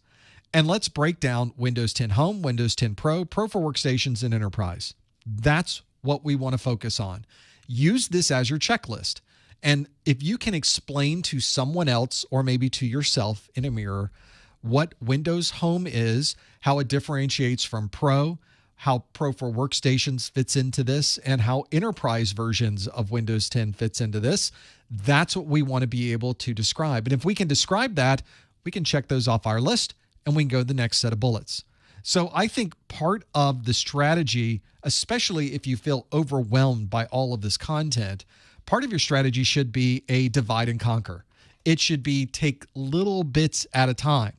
This also means it might be a little bit easier to study a little bit at a time, because the studying process can also be involved when you start pulling in all of these different bullets and you're trying to memorize too much at one time. You'll easily be overwhelmed. Some people I know can sit down and study an entire page of these at one time and they've got it. I don't know how those people exist. They're freaks. They're just able to do it. I don't know how they do it, but they are. I like to not only go through the list of topics, I personally really like to understand it. So I will dive even a little bit deeper if I can get more understanding of what that particular topic might do for me. So that's another thing that you might consider, is take fewer bites, but drill down into it a little bit more so that you have a better understanding of why this question is even being asked, why you should even know this particular piece of information. So that's what I would recommend as well, is that you go through and just bite off a little bit at a time. We also have a great Discord if you're someone who is looking for other people that are struggling through all of these topics, or you're looking for shortcuts or different ways to consider these different topics. There are a lot of people with a lot of great shortcuts over on our Discord. Feel free to visit and talk with some of those. The folks there, they're so good about sharing and giving their opinion of how they might study for certain topics. You can find that at professormesser.com/Discord. Let's do some more questions. We have more that are in this list. So let's have a look at this. This is more of a question about Security Plus, but our questions here are about any topics. Doesn't have to be about A+, Network Plus, Security Plus. It could be technology or anything else. So you have some other options there. This question's from Reese, who asks, do you think it's worth investing in the Security Plus 601 given the cert is valid for 3 years after it's being discontinued? Well, there's a lot here. So let's kind of break this apart and let me give you an idea where we sit. For those of you that are not familiar on the Security Plus side, we are in this overlap period where the 601 version of the exam is being phased out and retired. It will be retired on July the 31st of this year. So we've got about 6.5 months or so before that exam goes away. We also have the 701 version of the exam. That 701 version of the exam was introduced in November.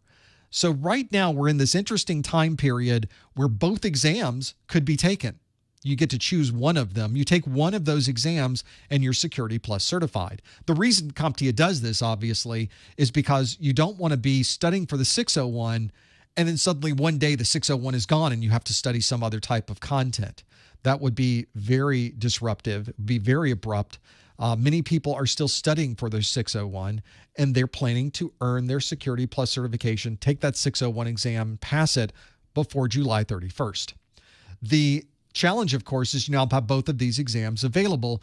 And I think a lot of people are worried that the 601 is somehow less than, that it's somehow not as good. But the reality is, if you take the 601 exam and you pass it, you are Security Plus certified for 3 years. If you take the 701 exam and pass it, you are Security Plus certified for 3 years. It's exactly the same. The result is identical.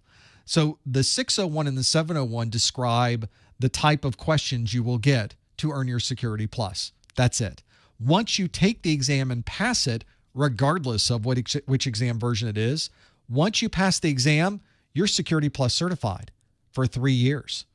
Also, doesn't matter if they retire an exam series.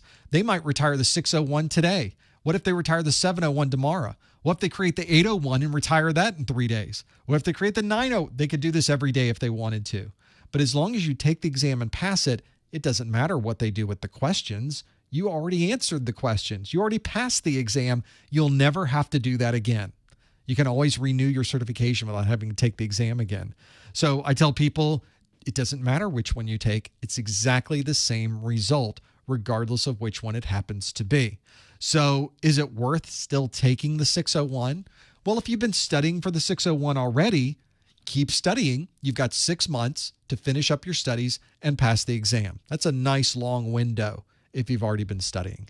Now, if you haven't been studying for any exam, you're just starting that process, you'd probably want to start with the 701 because that's the newer version and there's no delay, there's no time frame when that exam suddenly disappears. Those two exam versions are very different. The 601 has its own set of exam objectives. The 701 has a completely different set, for the most part, of exam objectives. It's very different in scope and certainly in size. So you only need to study, or you should only study from materials that match the version of the exam you're planning to take. And it's absolutely worth investing in the 601 if you know you will be able to pass this exam by July. If that is a concern, just start with the 701, especially if you're working right now. So that's my opinion on the Security Plus. Maybe that can give you an idea of what you would do if you were working towards that. So it's a good idea to be able to think about those. Finally, some hard-hitting questions from Anonymous, who says, have you ever considered doing a Professor Messer edition of Hot Ones?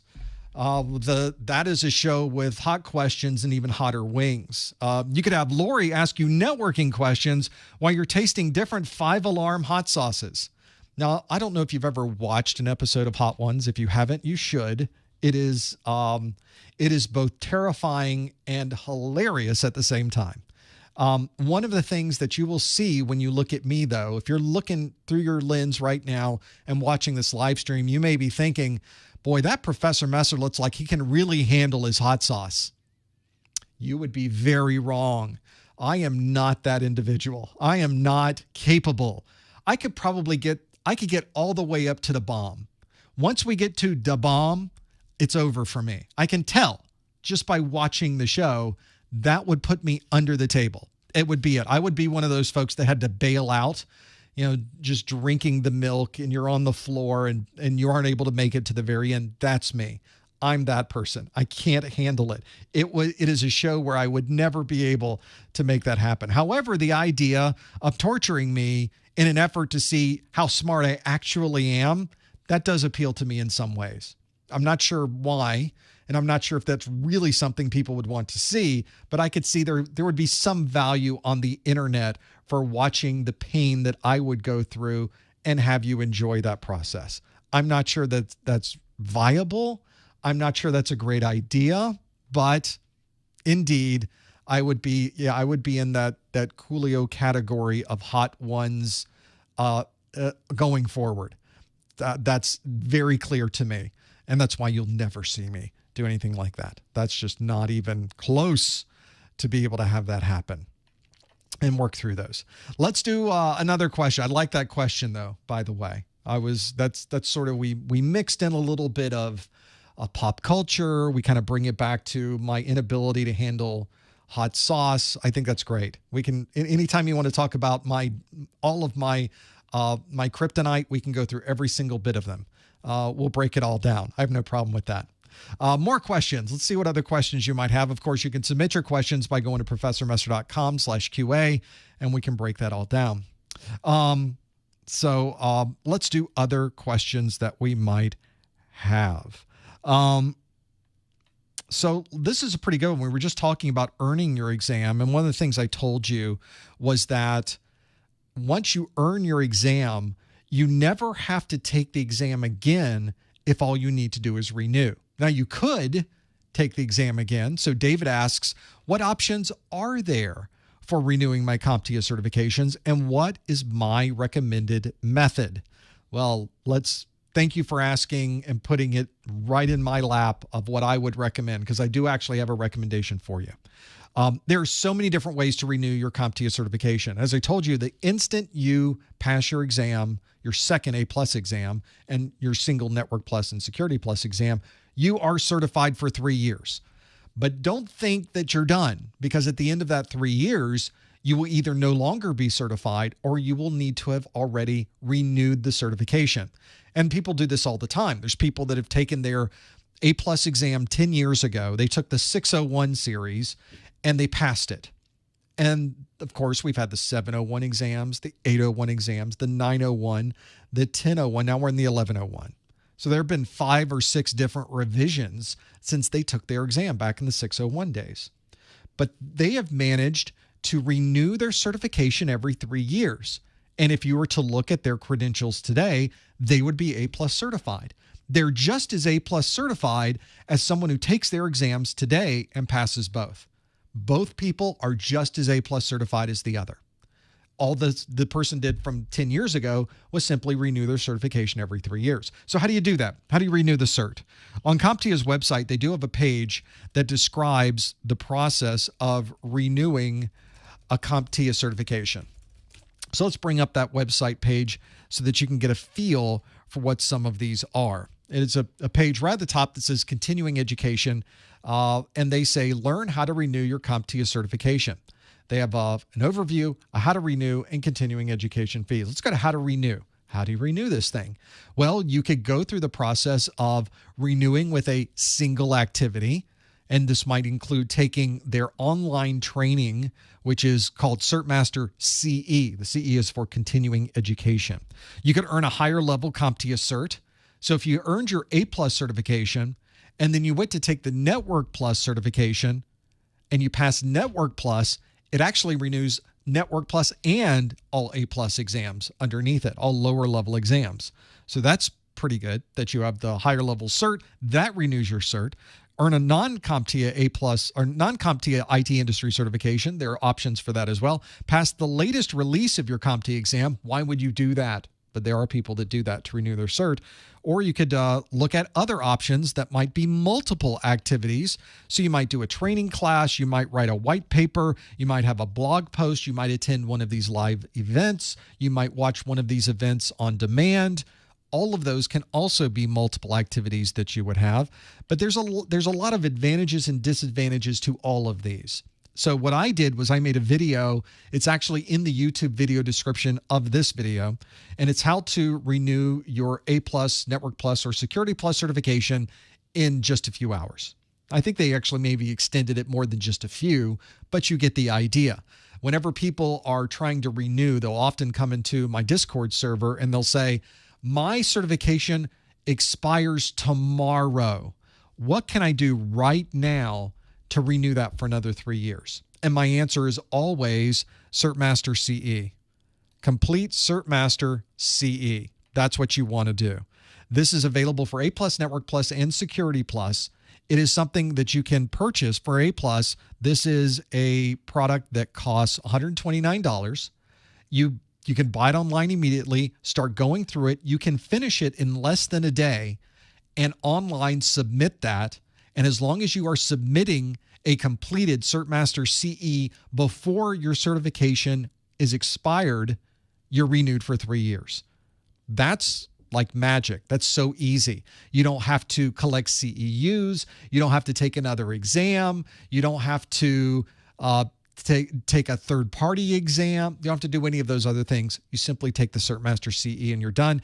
And by the way, that $129 also includes all of your annual maintenance fees if you are collecting CEUs. So let's say for each year, you've actually been paying into the annual maintenance. But if you take the CertMaster CE, you didn't have to do any of that. You don't have to pay an annual maintenance. So one of the things CompTIA even says here is that any CE fees that you've already paid in your current renewal period, they're going to deduct that. They're going to take it right off the top. So if you've already paid for your 3 years of renewal, they'll just discount this. You take it, finish it in less than a day, submit it, and you're certified for 3 years. That's my recommendation. That is what I would recommend, not just for people that are tight on time. It seems like that's just way too easy, that you don't have to collect CEUs. I don't have to take another exam. I could just do that. Now, it's a little more expensive than paying a 3-year maintenance fee, but not much more expensive. There's not much more cost there. I think the value and the benefit, especially if you're short on time, far outweighs your cost far outweighs the benefit that you are getting from this. So that's not a big deal. Pay the $129, you're certified for 3 more years, you're done. No worries. So that's what I would recommend. That is a great way to do it. And it might be something you might want to consider if you are tight on time or you're just looking for an easier way to renew your CompTIA certification. I think it's a well laid out process, and it's one that you should probably consider. Other questions. Let's keep going through this list. There's some things that we've already answered. So those of you that submitted those questions, not a big deal. You've already probably heard the questions we've gone through. Other questions that we have here. This is a pretty good one because it's something that I constantly tell you is a good idea. And it kind of is CompTIA related. It's more related to your focus on getting a job in IT and then maintaining that job over time. And I think if you're someone who is working along the lines of information technology, one of the best things you can do for yourself and your career is to build out your own home lab. Now, this home lab may be something that is based on production systems you're already using. Maybe you swap out a router or you build your own firewall and you use that instead of the one you're using today. Or maybe you have a separate lab set up for these. This question is from Anonymous, who asks, hi, not CompTIA related, but I want to get into system administration stuff. I want to set up a home network. Great idea. Currently, I have a Proxmox host with a few services like DNS, Router+Firewall, Graylog, a few web servers, Linux. That's a good mix.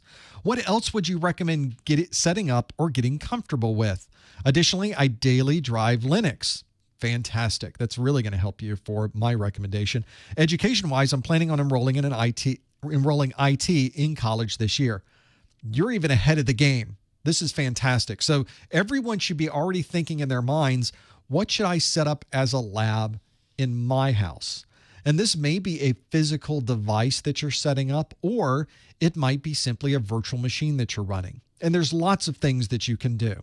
If you're planning to get into IT, there are some fundamentals that everybody's network has on it. And what's nice about this is that what people are running in a large corporate or large data center environment, interestingly enough, is very, very similar to what you're running at home. It's just on a larger scale. And most of the time, the software that you're running in a huge data center, you can also run in your home office or your home lab. It's the same software. Why not just run it? So one of the things I often tell people is it's great to get a knowledge of operating systems. So if you're running Windows at home, then you probably have a good understanding of Windows. If you are getting into a corporate environment, it's the same Windows on the desktop, but it's a different Windows on the server. And the biggest difference that I think most people will run into is that these larger environments are running Active Directory. Active Directory is a service that you can run on these servers where you would have a central database, and it's used not only to keep track of all of the different devices on your network, it's also used for authentication. So all of your usernames and passwords, and whenever anybody authenticates to the network, they're authenticating to that Active Directory server.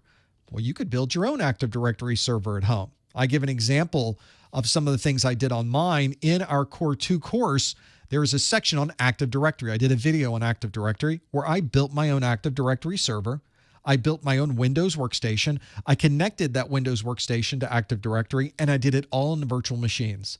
So these were all just running on the desktop of my computer, and I just started them up as if they were real devices. And by the way, these days, it's pretty much how we do it in the big data centers. And so that allowed me to build out my own Active Directory infrastructure, configure it properly, set up my own users, set up each user with different groups, and then be able to authenticate to that directory from an external device. That's the real key, is making all of these things work together. If you can do that, then you can have a great number of conversations when you walk into an interview where people say, tell me about your experience with Active Directory. And one of the best things you could say is, oh, I loaded that up at home. Let me tell you what I did. In fact, as you're building out your lab, and maybe you've done this with your Proxmox or with your firewall or with your web servers, when you're building them out, you're going to run into a technical problem. We've all done this. We've run the install, and right in the middle of the install, it says, installation failed, error 3B749. What is 3B? What? Like you don't even know what's going on. So where do you go? To the Google. You go to Google and you say, Google, here's the program I'm installing. Here's the error code 3B749. You hit enter. And now Google will give you some feedback as to what that particular problem might be, or someone else who is experiencing a similar problem. The first page is going to be people who have left messages in a forum and have no answers. Or even better, they've said, never mind, I figured it out, but they don't put the answer. But that second page will have some answers for you, and maybe a knowledge base article, and maybe give you an idea of where the problem might be. And once you hunt around a little bit, you'll find what the issue is. You'll see that it's configuration file issue. You change the configuration file, you run the install again, and it works perfectly. What you don't want to do is lose that. That's a great story. That's a great story not only in fixing an issue, which I think from our perspective of building a lab, that's what we're trying to do. We're trying to get past this so we can get the rest of this done.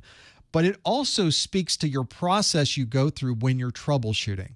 And when you're sitting in an interview, this is what the interviewer wants to hear from you. In fact, they might even ask you a direct question. Tell me about a time when you ran into a problem and how you solved that problem. Well, let me tell you about setting up my home lab, because I got plenty of problems that I could tell you about. Let's start with my Active Directory infrastructure and how DNS wasn't working. You can go down a whole, you can talk 15 minutes about that. Then you can talk about when you installed your web server and how you tried to get an SSL certificate installed. Sorry, TLS. How you tried to get that TLS certificate installed and it didn't work properly, and here's what you did. But always document these stories. These stories are so helpful because they will give you something to talk about. It also speaks to you and your knowledge of the technology. When you can talk with intelligence about Active Directory and the setup process and the error codes and the information that you're seeing when you run these different apps, it gives you a better, at least lets the person who's interviewing you understand you a little bit better and understand more about your technical knowledge. So that's what I would highly recommend, is doing something like that. Now, I wouldn't stop with Active Directory. You already mentioned you're running Linux. If folks out there watching, you haven't loaded up Linux in a VM yet, that's what you can do the rest of the day. That's your next lab. Go grab your favorite Linux distribution. Go grab Mint. Go grab Ubuntu. Go grab anything. Go grab your favorite, whatever it happens to be. Go install it. Doesn't matter what it is. Go put it in a VM. Watch, you're not running a VM. Then your first lab is loading up some VM software on your desktop. Go get VirtualBox. I don't know about VMware these days. We got challenges with VMware these days, but VirtualBox is a great free option, and it runs fantastic on Windows, on Mac OS, and on Linux. So that would be a good choice that a lot of people could use, is VirtualBox. VirtualBox. Load that, then load up Linux in a VM in VirtualBox. Get that running. Now pop open a command prompt. Maybe load up a web server, maybe load up WordPress so you can have some experience with a content management system. Maybe install a log aggregation tool like Splunk, maybe a version of Splunk or an open source flavor of a SIM. Perhaps even install a firewall, maybe install pfSense, maybe install a firewall, another type of open source firewall, maybe install Snort as an IPS. There's so many things you can install once you have these systems running. And having that software up and running is useful to see the software running. But again, you're looking for problems. You're hoping for problems in some cases. You want it to break so that you can fix it, because that's the only time you learn anything. You want it to break. I said WordPress. So for those of you not familiar with content management systems and being able to have a website, many websites work with content management systems. WordPress is one of the most popular, or the most popular content management system. So that's a common config. So if you wanted to set up a web service like the big boys have, you would need a web server, you would need a database, and you would need probably Linux or some other type of operating system to run all of those there. So that's a really good group of things. That is a really good combination of applications, utilities, and functionality that you can use to talk to someone else about what you've done in your lab. The other things that I would probably do is maybe set up maybe some type of SNMP monitoring or similar monitoring system that looks at NetFlow and other statistics. You can do that by using CompTIA or many other types of SNMP type monitoring systems. And there's so many out there that we could spend an hour just talking about those. And I think maybe some type of content or log file aggregation would be useful too. That might be a fun one to do if you're getting into a corporate environment where there are a lot of logs. They're using Splunk, they're using Logarithmic, they're using these other logging tools. Those are good ones to use as well. So that way you can build out your web server and your database server and then pull the logs from both of those back to one centralized database and then create a report on what you found. They're in there. So those are just some samples of things you can do. You're already kind of ahead of the game because you've already loaded up a router. You've got some web servers. You got Linux running. You got DNS in there. How long did that take to get set up? That was not an easy one. So those are the things you can work through. So I've given you kind of a high-level overview of just a number of ideas just off the top of my head. There are so many other things you could do with this. Maybe you want to load up a video processing server. Maybe you want some type of middleware that you're running. Maybe you want to have separate web servers. Maybe you've got these virtual machines here. Do whatever you'd like. Find the thing that interests you and build out those different things. If you're getting into networking or you're interested in security, go build out a firewall. Go build out pfSense. And because that's another set of stories. In fact, that one doesn't even have to break. Let's say you installed pfSense and you plugged it into your existing internet connection and you just set it there for 24 hours. Now go back after 24 hours and look at the different traffic flows that went through that firewall. Is everything there something you would recognize? Nope. In fact, you will probably run into some very interesting traffic flows that you did not even know was on your network. And if you put this on the outside of your network and log that inbound traffic or people that are trying to get inbound, you will see huge amounts of botnets and other malware that is trying to get inside of your network. That would be an amazing report to create. And that would be the report you would want to bring in on your interview. People would say, well, do you have a home lab? I'm glad you asked. I just loaded up pfSense last month. It's been running for a couple of weeks. I just created a report of all of the attacks we saw during a 24-hour period and what they were, and here's the report. Now you're giving them something. Very few times did I ever do an interview, and as a hiring manager at one point in my career, I did a lot of interviews. No one ever came to an interview and handed me output of what they did in their lab. But if they did, it would have really impressed me. And so then you could say, look at what I found. Look at what here. This is probably what you probably see this on your network all the time. Here's what I see on my network, blah, blah, blah, blah, blah, blah, blah. You're already ingratiating yourself in their, integrating yourself into their net. Well, it's probably just like your network. Here's what I saw. Probably is nothing. They probably have no idea what's hitting the outside of their network. They simply don't have time to log and look at that information. But it's always interesting to go through those. I think that's another fun one to do. So that's what I would recommend, is go through and just build out things that would be fun to build out and see if we can integrate those things together. I'm always good for a couple of ideas. So if you see me on Discord or you want some other ideas of things you can do, just send me a note. We can go through that too. That was a great question. Thank you for submitting that. Let's do some more questions here. I have some time left. I want to make sure we get through this and get to the top of the hour. Other question with other folks are asking about test servers and such. I think we just talked about that. So I'm going to keep moving through the list. Other questions. This is one. I don't know if people even know about this.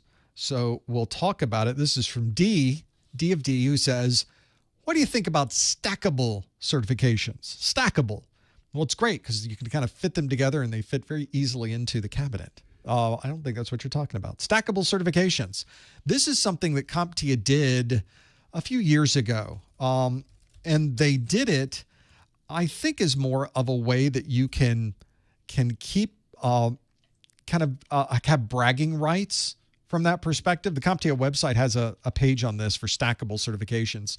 And they talk about how you can earn different certifications, but combine them together as one bigger named certification. They call this stackable. Let's take, for example, if you earn an A+ and a Network Plus certification, you are a CIOS. Sure you are. You're a CompTIA IT Operations Specialist. In fact, you may even have A+ and Network Plus. Some of you on this right now might have those two. You may not have even realized that you are a CompTIA IT Operations Specialist. There it is. They have a big list of these stackables. Here they are. We'll keep going through this list. In fact, if you have A+, Network Plus, and Security Plus, which we colloquially call the trifecta on the internet, you're actually a CompTIA Secure Infrastructure Specialist, or CSIS. Now, you may be thinking, well, that's great. That's yet another qualification, yet another set of abbreviations I can put on a resume. And you would be right, you can. However, I don't know anyone who knows what these are. That's the problem. I don't think any hiring managers know about these stackables. I don't think most of us know about these stackables. And even if we did, and somebody came up to me and said, hey, I got my CompTIA Secure Infrastructure Specialist.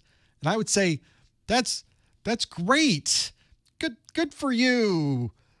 CompTIA Secure Infrastructure Specialist. What's that mean? What is a CompTIA?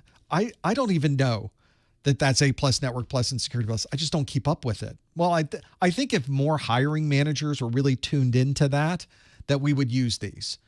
But they're there. You can put them on a resume. But what I would highly recommend is that if you put on your resume that you are a CompTIA Secure Infrastructure Specialist, that you also put that you are an A+ certified professional, a Network Plus certified professional, and a Security Plus certified professional. Don't leave those off. So use the stackables, kind of use it to tout yourself and how smart you are, because you are at that point. And it gives you something you can put on a resume as a talking point at least, but don't leave off the core certs that got you there, because that's what hiring managers, and perhaps even more importantly, the automated HR software is going to look for A+, Network Plus, and Security Plus. It's very likely their software is not looking for a CompTIA Secure Infrastructure Specialist. That's your only downside there. But use it if you got it. Why wouldn't you tell other people, well, I got all three of these. That makes me a CompTIA Secure Infrastructure Specialist. So it's worthwhile from that perspective. What it is doesn't really help you is in an interview. It doesn't really give you any additional any hiring juice. It doesn't give you any additional visibility in front of these hiring managers. Not really. At least not that I've been able to see. If somebody does have an example of a job posting or a hiring manager who has mentioned these stackables, please let me know. I want to see that so we can first say that I am wrong, so wrong, and here's where I'm wrong. And I'd love to see if people are starting to use those. I have no problem doing that. I'm wrong all the time. So now's the time to tell me. Let's do another question. We got time. We were talking earlier about the CertMaster CE and how you can really get your certification in less than a day. With this question asks, can I complete the CertMaster CE a week in advance of my certification being expired? You could do it the day before. We have literally done this in our chat room. People have shown up in our chat and said, this all expires tomorrow. What do I do? How am I going to get enough CEUs by tomorrow? And my answer to them is you're not. What you are going to be able to do is take the CertMaster CE, finish it today, submit it today so that you're locked in. And if you get it done today and submit it, you're now good for another 3 years. They came back the next day into the chat and said, I went out, I got the CertMaster CE, I went all the way through it in a number of hours, and then I submitted it, and I just got the notification, I'm now good for another 3 years. So you really can do it up until the last day. I don't recommend that. Don't do that. You can do that. Don't do that. Absolutely, you can make that happen. Ideally, you should do it well before. You should plan out for that. But we're human. Sometimes the planning part doesn't work so well. But there are options. So you can do it right into the very end and make that happen. There's some people, I think, that have contacted CompTIA before and said, I'm coming up in the last hours. Can you give me a little bit more time? There have been cases where they've done that. I've also seen cases where they have not done that. So you can't rely on that. Get it done before the expiration date, and you'll be so much happier, be so much better for the things that you're working on. Let's see other things that are here. The folks in the chat room were talking about the vouchers on my website. Let's talk about those for just a moment. I know that you've probably heard about the vouchers enough already today, but if you go to professormaster.com/vouchers, you got a list of the different vouchers that you can purchase here. One of the things that is important here, I'll mention a couple of things. If you are in the United States and Canada, or you're in the UK, there's a special store for you if you're in school, if you're in college. It is the academic store. So if you're a college student, go there. It's at the very top of this page. Go there to get your vouchers because there's a significant discount if you are a college student. Now, if you're not a college student, you come down and you can pick from one of these that are here. But it's important that you read through the terms of these vouchers. The vouchers on my site are, well, as it first says, they're non-refundable, non-returnable. That's once the voucher code goes out, I have no control over it. You could do anything with that voucher code at that point. So that's why they're not refundable, and that's why they're not returnable. That's not just from me. That's also from the CompTIA store. That's where that comes from. This is the part where people aren't sure about this. Vouchers can only be used by individuals physically located in the U.S., Canada, Puerto Rico, and Guam. That has been expanded out a little bit since the beginning of the year. Now it's the United States, Canada, or any of the U.S. territories. So it would be the Mariana Islands. It's anywhere else that's there's a couple of other smaller territories that will work. And these vouchers on my site can only be used if you are physically located in the U.S., Canada, or a U.S. territory. And that applies to whether you're taking the exam online or whether you're taking it in person. So whenever there are other vouchers on the CompTIA website, if you live in a different country, you can buy your vouchers from CompTIA or from a CompTIA partner in those countries. It doesn't mean that no other voucher is available to you if you're somewhere else. So if you're in Australia, you can go to that part of the CompTIA store and buy vouchers for Australia. If you're in Japan, you can go to the CompTIA store in Japan and buy vouchers for Japan. If you are in, somebody in the chat room was in Africa, you're in Ghana, you're in Ghana. You go to the CompTIA store, you can buy vouchers for people that are physically located in Ghana. It's just the ones on my site are not available for people that are outside of the U.S. or Canada or U.S. territories. And it's really more of a logistics problem on my side. It's more of a tax revenue recognition problem on my side. There's a lot of challenges with that. So that's the only reason why. It's no other reason than that. It's just really more about, it's not you, it's me. It's not you, it's me. Let's do another question. Other questions. Let's keep going. Go, go, go.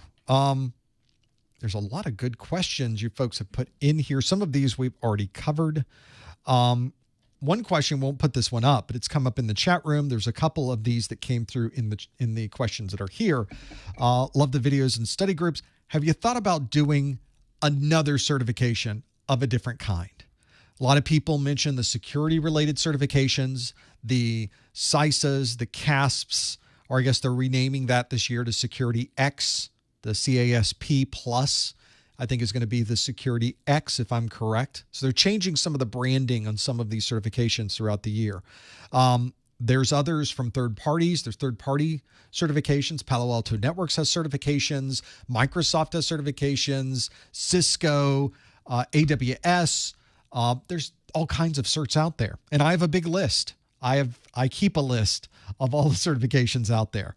And I'm really focusing on which ones would help people the most. It's also important that I do certifications that I have time to do, because I don't want to invest time and effort to build out another cert, but somehow lose the quality that we've created on our existing certs. So there's a balancing act there. That's more of my problem, again, that I have to work through. But I'm giving you a little bit of inside baseball here. That's my thought process when I think about these. Can people use it? How many people can use it? And is it something we can do relatively streamlined into our existing set of processes? That's the real key. And so that's why currently we have A+, we have Network+, we have Security+. I have a big list of certs I'd love to do, a big list. I have things that I would love to do right now, but there's other things in front of it. So again, I'll never know which one that turns out to be. If we do add to our existing list, I don't know what it would be right now. I will know what it will be when I start it, but that tends to change every day for me. I wake up, I get out of bed, and I think, today we're going to do that cert. And then I wake up the next day and think, what was I thinking? No, we're going to do that cert. And it just changes all the time. So that's why it's not really about being squirrely here, although clearly I am being a little bit evasive. It's because I don't have an answer. I don't know the answer. And I would not know until we got to that point. But it's on our list. It's something we would love to do. There's lots of great things out there that would be a lot of fun to make. We just haven't gotten there yet, but perhaps we will. That's one of those where I just say, stay tuned and we'll figure it out. This is a question in the chat room, but I think I'm going to talk about it because we got a few minutes left and it's sort of in my wheelhouse. It says, as someone who's traveled for their work in IT, can you speak about some IT opportunities that might allow you to travel? What was your job like? So as some of you may know, I've talked a little bit about my professional career in IT, and a huge part of my career in IT, probably the last 20 years of what I did in IT prior to doing this full time, was working for very large manufacturers that are based primarily in Silicon Valley here in the United States. So this would be some of the biggest that I worked for was Network General. As a company, they're not around anymore. They were acquired by McAfee, and at the time were renamed to Network Associates, if you remember those days. And then there was a big divorce, and Network General went off on its own, and McAfee went back to being McAfee.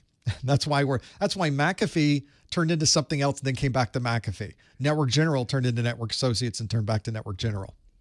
And then Network General was ultimately bought by NetScout. So NetScout is the company that now owns that intellectual property of what was in the day Network General. My job, being based in the Southeast United States, my job was as a systems engineer supporting those software and hardware technologies created by those manufacturers. So I was a Network General employee. I was a systems engineer. I was generally, when you're in that role, you are paired with a salesperson. And as a pair of you, you go from company to company to company in your particular territory, and you find out what are their challenges, and do we believe we have a solution that will solve their challenges? How many would you like? And then we go to the next one. This is usually not something that happens in a day. As a systems engineer, you're responsible for installing, first giving an overview on the technology and how it might be able to help the problems that they're having, but you also want to be very knowledgeable in the technology itself because you're probably going to install an evaluation of this. They're going to run it for a couple of weeks.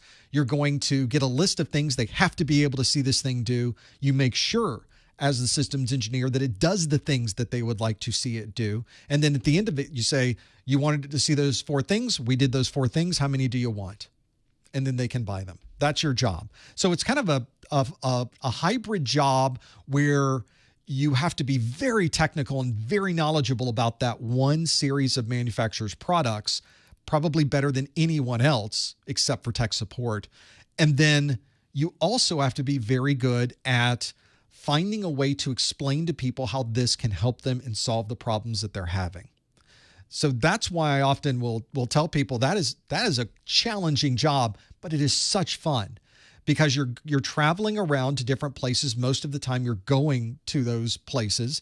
That has changed a bit since COVID. And with COVID, obviously, there was a lot of remote meetings, and there still is a lot of remote meetings, but I think the best meetings are the ones where you're standing in front of people and you're having a conversation.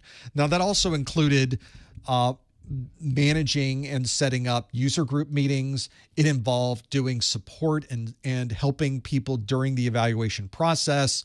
And it was one where you had to stay up to date on the latest technologies. Now, the latest job where I did that, the last 7 years when I was working for someone else was with Palo Alto Networks. I was a systems engineer for Palo Alto Networks. They're obviously based in California.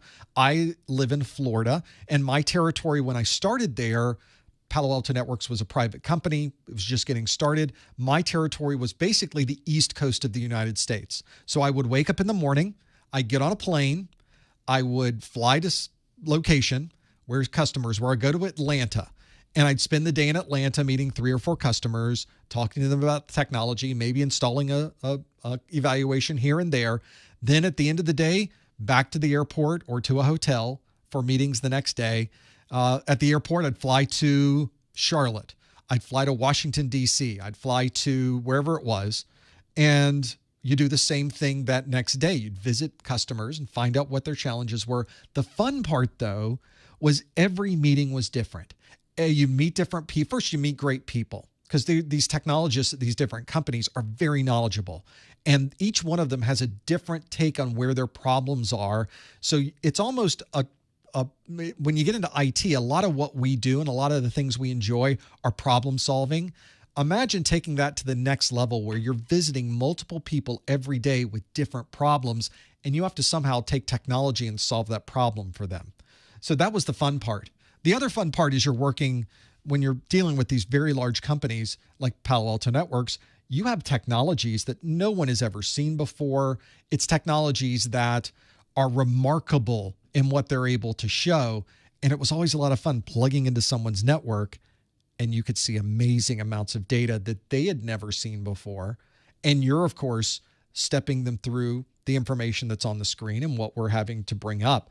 Those were the fun meetings, when you went from no visibility on the network and you plug this in, and suddenly you can see that one user at your remote site in Connecticut has their own web server running, and they are accessing it from other devices when they're at home, or they're setting up their own remote desktop, or they've got some type of, there have been times we found illegal content on people's network just by plugging in and seeing what's happening. That's one of the stark realities of the IT security industry, is occasionally you will run into very sensitive and in some cases illegal information that's being transferred over the network. And so that has to be taken care of. You have to be able to resolve that problem when you run into it. So it is a challenging role, but there's a lot of travel in many of these cases. Once you get into a very large company, when you're in the Ciscos and perhaps even in the Palo Alto Networks of today, I have no idea what their structure is like today. I was the 95th employee of Palo Alto Networks. This is a company that now I'm sure is well over 10,000 employees. So we were there at the very beginning. I had very large territories. These days, I would bet that they might have one SE in a city.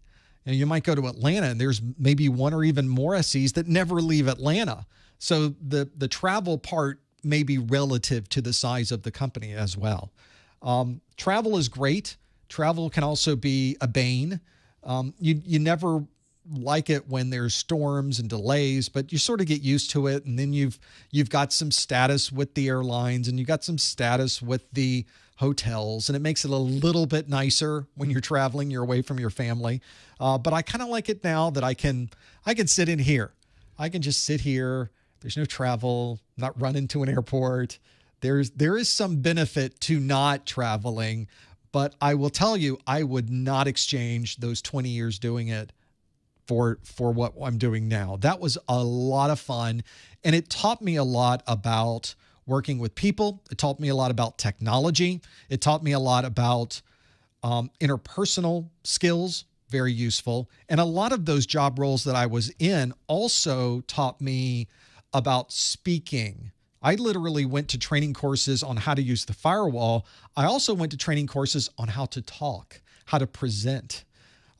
Some of that still stays in me today. Some of it I still am constantly working on, but it is something that is an important part of that role. So most of the time it's systems engineering. There are some jobs out there that are remote sales or remote technical support, where you are going to someone's location to solve a problem that is more of you're doing a replacement of a motherboard, or you're swapping out a router, or there's those types of positions as well. But systems engineering roles, because you are traveling, you have a quota associated with you. expected to be very independent, and therefore you have to be someone who's very knowledgeable with the technology. They tend to hire people for those roles that already have a good bit of experience in the industry. So you sort of work up into that role. But what's nice about it is that they tend to pay very well. And because you're kind of on the sales side of things, a lot of the benefits that you get are based around those financials. So you're bringing in money to the organization. There tends to be a lot of nice benefits that come with that. So your great healthcare and the other stock options and the stock purchase plans and the salary that you get and the bonuses that are available and the annual events that you have if you do very well with your quota. They often have a company-wide celebration event if you did 120% of your quota or whatever it is.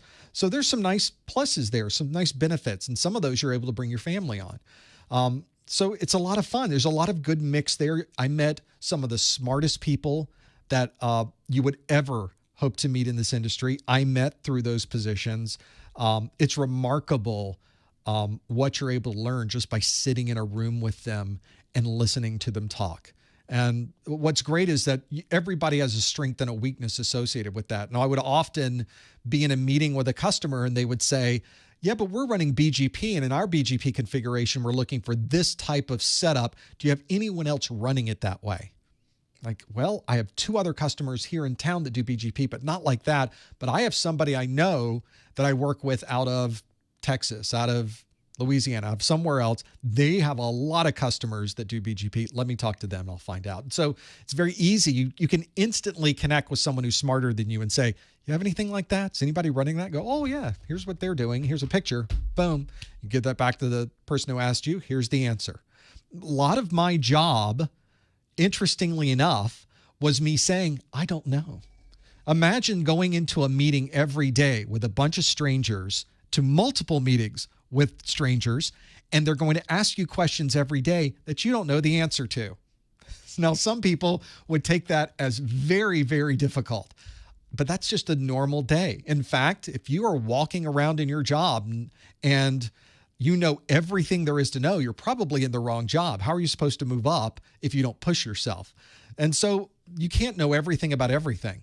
And so you get very good at asking people, tell me more. I have no idea. I've never heard that question before. Tell me more about that. And I'm going to take notes. Okay, now that I understand what you're looking for, I know exactly who to talk to about this. Let me get with them. They'll let me know what's going on. They'll let me know if we have a solution or an idea of how something like that might be able to help you. And then you can go back and do the research and present your answers back to that customer. Not knowing the answer is the answer. That's your normal response in many cases. Now, of course, there's certain things you will need to know. You don't want to have somebody ask you a question. So how long does it take to set this up? I don't know. How long? You should probably know that one. You know, the easy ones you will know. It's the more complex questions where there's nuance and there's other dependencies, and there's probably someone who's already done it before, and there's scalability, and you can get other people to come in for that. And in most cases, your corporate group is always good backup as well. If nobody else has seen it in the field, they've certainly thought about it and have run it in labs at our corporate office, and you can probably talk to the person who set it up that way. That helps too. So those were great jobs. I really enjoyed those. And if you're someone who's looking for flexibility, you're looking for an increase in pay, you're looking for maybe some travel. Some people really enjoy the travel part of it. Some people don't. So you get to decide. That's the beauty of IT, by the way. I worked with a lot of people who were other SEs like me that are about the travel and the process and getting things done and finding those particular challenges and solving those problems. But I would also meet with other customers, and they would tell me, I would tell them, oh, I'm sorry, I'm 10 minutes late. We were delayed and at Hartsfield because of something that happened on a runway. But here I am. We made it. I'm so happy to be here. And they say, I don't know how you do it. I would never take a job where I traveled that much. I'm like, great. I don't have to worry there about you taking my job then. I'm good. And I can appreciate that because they know what they wanted to do. They like this job where they don't have to get on a plane. They don't have to go to the airport. They like that ability to know when the job starts during the day, when it ends at the end of the day, and where they can go from that point. There's a benefit to that too. And so they get to decide, you get to decide what your job looks like. And that's why I often tell people, try to do that in any other industry. Try to do that in healthcare. Make your own decisions about how you'd like to work, where you'd like to work, whether there's travel or not. Do that in transportation. Do that in manufacturing. Do that in legal. Do that in any other job type of industry. And it's very difficult to find anything that is as flexible as what you can do in IT. And that's one of the big reasons I do this, is because if you are looking for a position where you have control of your own career, where you can make decisions on whether you stay at this job or whether you go to something else that might be better for you, you can make that decision. And you can't be in a position to make the decision unless you've done the work. And this is where we do the work. We prepare you, we give you the foundation, we give you the direction, we give you an idea of the things you can do to build your career, and then you're off doing that. And that's why I do this here, is because I think there is extreme value in that. It's something I did in my career, and if I can do it, anyone can do this, quite literally. So that was a great question, I think. I think that was a nice one, and it was a good one to kind of finish up what we were working with today. If you're someone who's looking to have a flexible career, make more money, find a better job that's better for you and better for your family, you are in the right place. Keep doing what you're doing. Thank you for being here on our study group today. We finished up our second live stream of the year. We're so glad you were able to join us. Of course, we do one of these every month. So check our calendar, professormesser.com/calendar, so you know exactly when our next live stream is going to be. When come back next week, we've got a Network Plus study group on Wednesday of next week, if everything holds. So keep checking the calendar so you know when that's going to be. There's always interesting things going on here. Make sure, if you haven't already, subscribe to our YouTube channel. And if you haven't, hit the thumbs up on the video that you're watching right now. We would really, really appreciate that as well. It's one of those things you can do for free that really does mean a lot to us on this side. Well, thank you for being here. Thank you for joining us. We look forward to seeing you next week on our Network Plus study group. But thanks for being here. We will see you next time on the A Plus study group. Thanks, everybody.